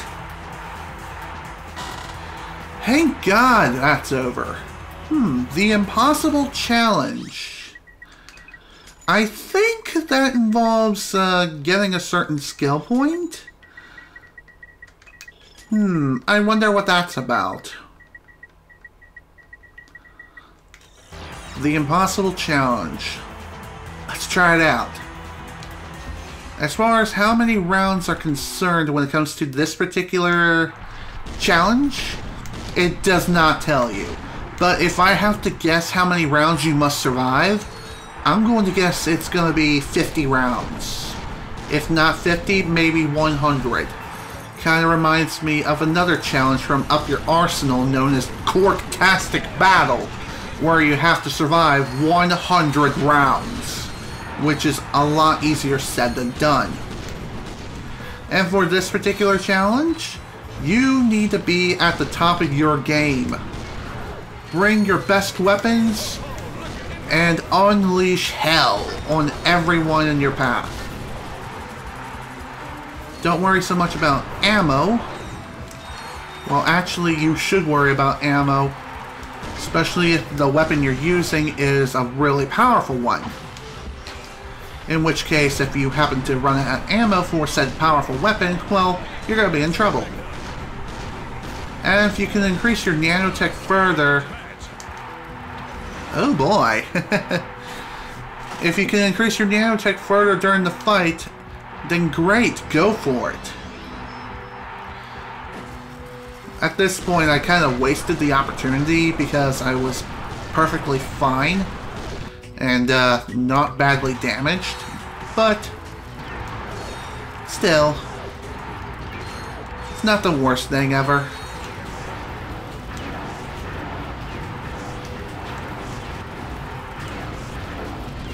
What?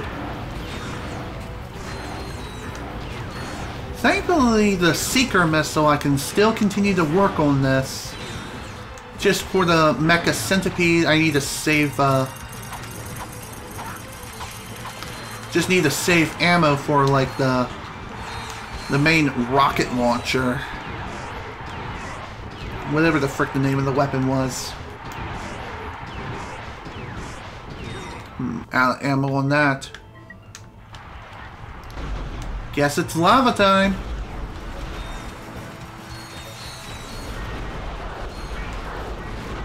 There we go. Whew. That's 10 rounds down. And God only knows how many more to go.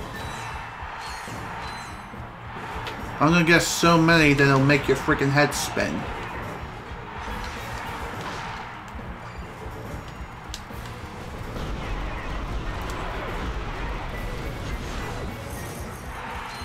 Anywho, this particular challenge, I wouldn't say is impossible, despite its name, but it is definitely one of the hardest challenges to complete in the entire game, and that's just due to the sheer force of enemies that are going to be running at you and trying to kill you.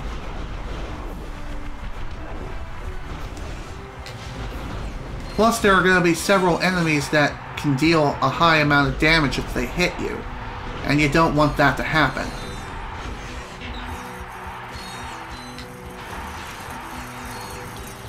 Another thing that you can use to your advantage to help you defend yourself is the environmental stage hazards. The enemies are pretty dumb and they have a tendency to just simply run into the obstacles themselves trying to get to you.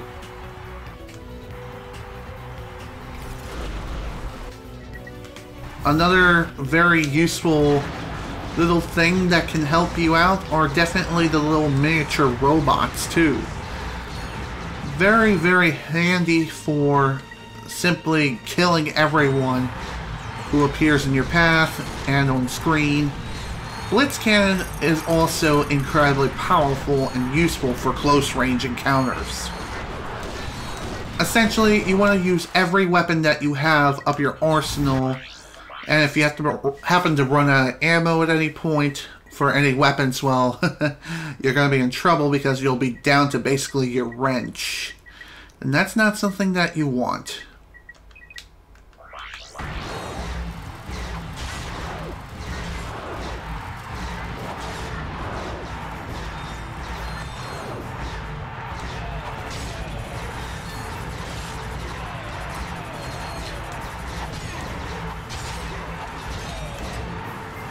Okay, that's one more round down.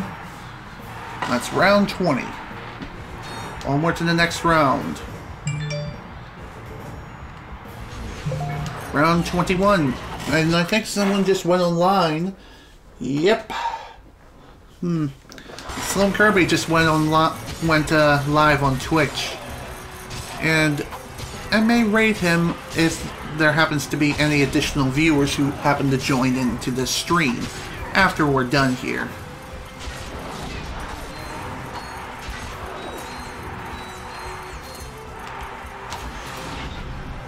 For certain enemies, not including those ball enemies, but enemies like the spiders, you can just simply use your wrench and conserve ammo that way. Definitely something you want to consider. That's for sure. Also, try your best to be aware of your surroundings, because your surroundings can end up killing you faster than you can blink if you happen to get stun locked. And that's not something you want. It isn't, trust me.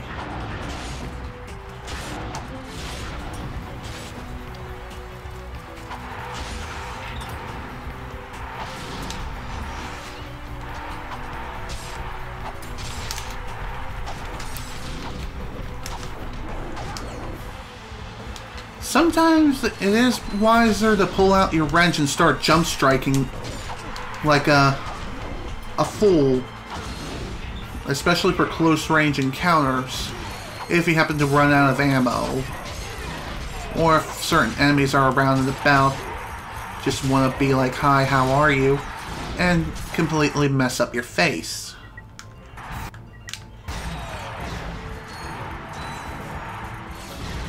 Thankfully though, if you happen to have enough weapon experience and the weapon levels up, I think you get your ammo back. So the weapon is fully loaded after it's finished upgrading to its fullest power. I could be wrong on that though.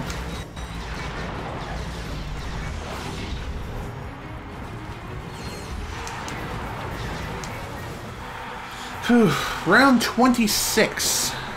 And we still got a ways to go. Don't like the fact that I'm running low on ammo here, that's for sure. On many of my weapons.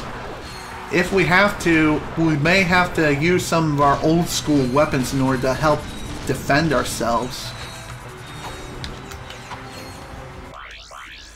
If you happen to run out of ammo for all your weapons on your quick select menu, don't be afraid to go into your primary weapon menu via the pause menu and select weapons that way.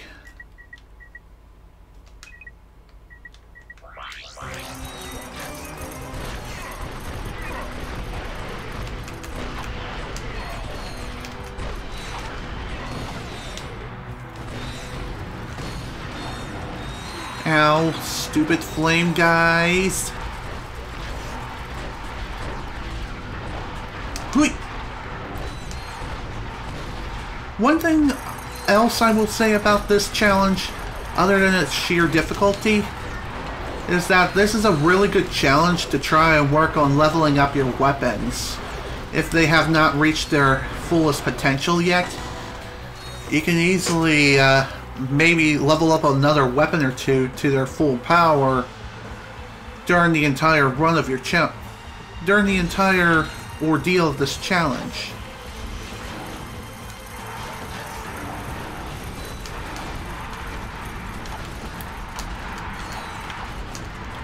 Another thing worth pointing out too is that unlike the last battle arena, which did help spawn some health crates every now and again, damn it, this one does not spawn any health crates, so the only way to be able to heal is if you upgrade your nanotech while you're fighting these guys.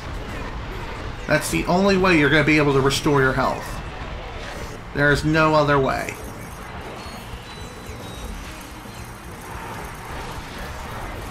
I almost walked right into that fire.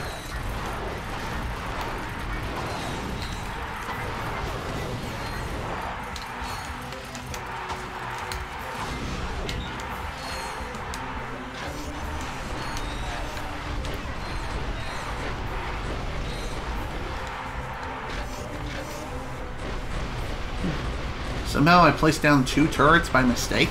I don't even know how that happened.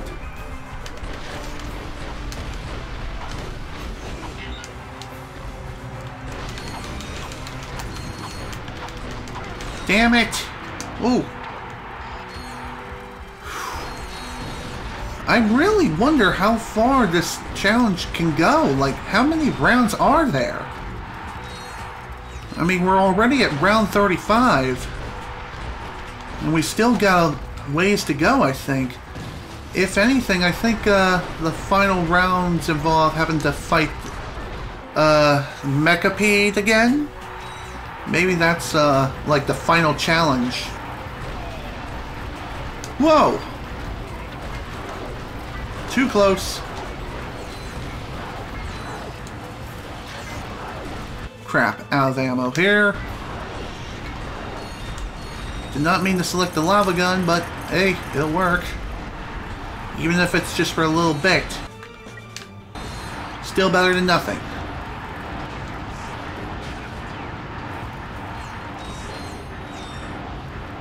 I thought it was just outside the weapon's effective range.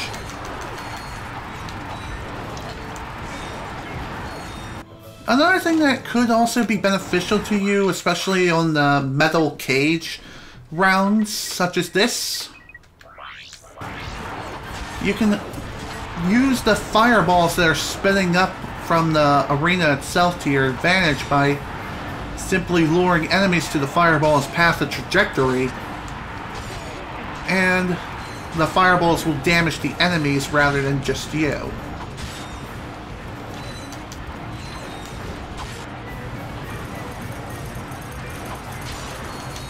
Really, game? Really? God, I'm taking so much goddamn damage. Shit. Almost out of ammo here. Almost completely out of ammo. And I'm almost dead too. Okay. Round 41.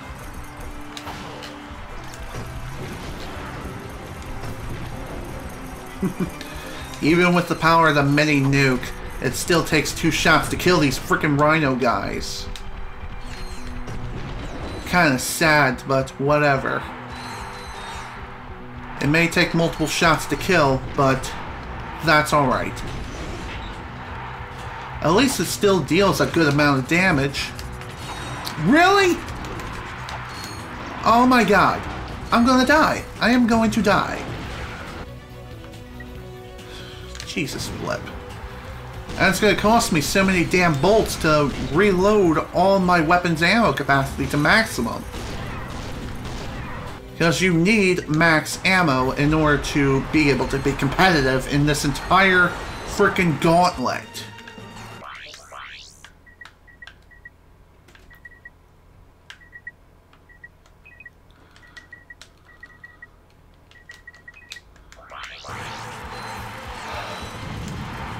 Bomb glove, please help me. Whew, alright, got our health back. Screw you! Seriously, I hate those damn rhino guys. They charge at you relentlessly, and it's almost impossible to stop them. Also, I can't believe I lost half of my health already, again.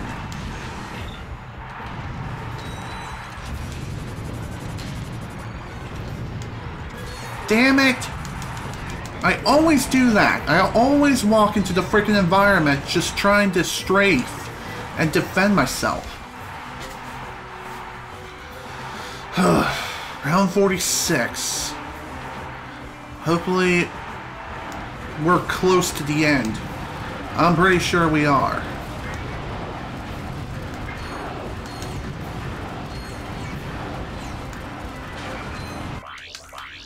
Alright, next. Could always use the Lancer, and really I should be using this.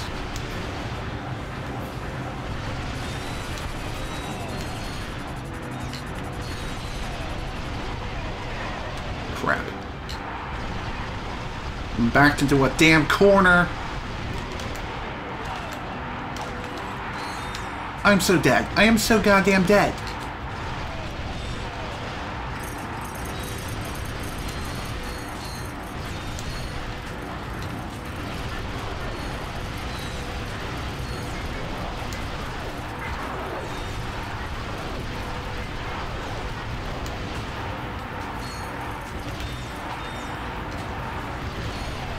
Round 49.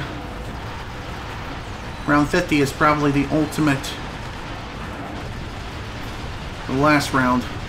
Maybe. If I can even make it that far. Dead again. Out of ammo again. Fantastic.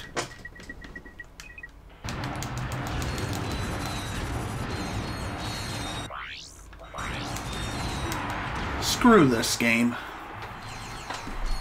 Okay. Round 50. Is this it?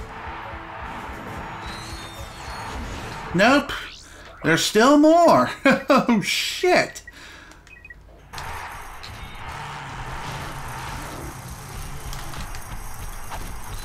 So, I guess my first guess was correct.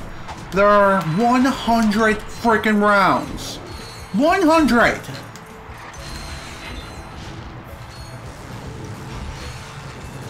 100 rounds, and the fear of running out of ammo is quite high in this entire frickin' challenge.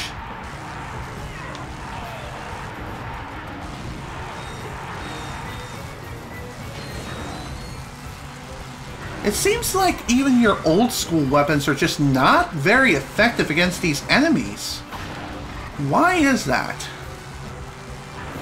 I have no frickin' idea. Usually the Tesla Claw is a lot better than it is here. Well, then again, it kind of sucked in the original game, too.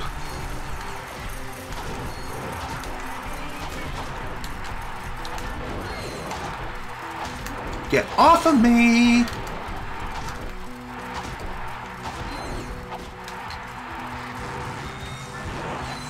There we go. On to the next round, round 54.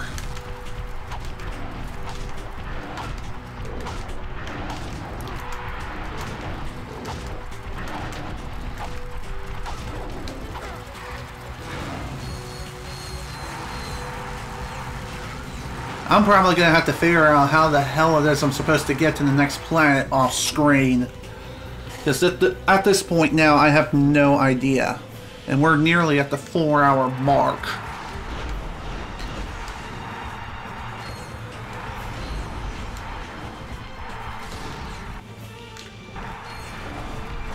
Well, damn it. Ugh.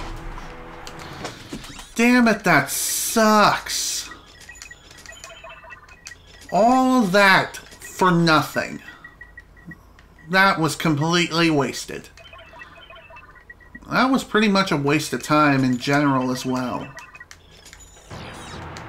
Well then, I really am completely stumped on where the hell it is I'm supposed to go to next.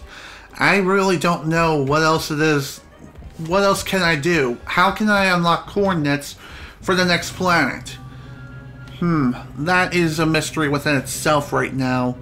I don't know of any other missions I could possibly complete that'll give me coordinates for the next objective. Maybe I do have to complete the impossible challenge, but that within itself is going to take a very, very long time to complete. Heck, I've lasted like 55 rounds and I still was not able to finish it. I was killed mid-game, like way past the halfway point. So I need some serious firepower. Like, heck, I think I even need the power of the Rhino too in order to stand a chance. Heck, I may even need the power of each and every single weapon in the entire game to be at their maximum power and maximum capacity. At this point now, since I have been going on for about 4 hours, I think I am just going to call it a stream. I'll figure this out off screen sometime this evening, and tomorrow we should be able to figure out where the hell it is we're supposed to go in order to progress to the next point in the game. This is General Snivy with the Ratchet & Clank Going Commando playthrough. Thank you all so much for watching, and if you enjoyed this live stream, great! And if you enjoyed this video on YouTube, great! Please remember to leave a like. In the next play session, we're going to be heading off to the next objective. And at least hopefully. And at some point, we will figure out what the hell it is we're supposed to do to unlock the next objective. Whatever it is we have to do, we'll figure it out at some point. At some point in time, one way or another. I'll figure it out. I'll just have to look up a walkthrough this evening. Anywho, thank you all so much for watching. Hope you all enjoy. Blech. Sorry. Can't speak tonight. Thank you all so much for watching. Hope you all enjoyed. See you all next time.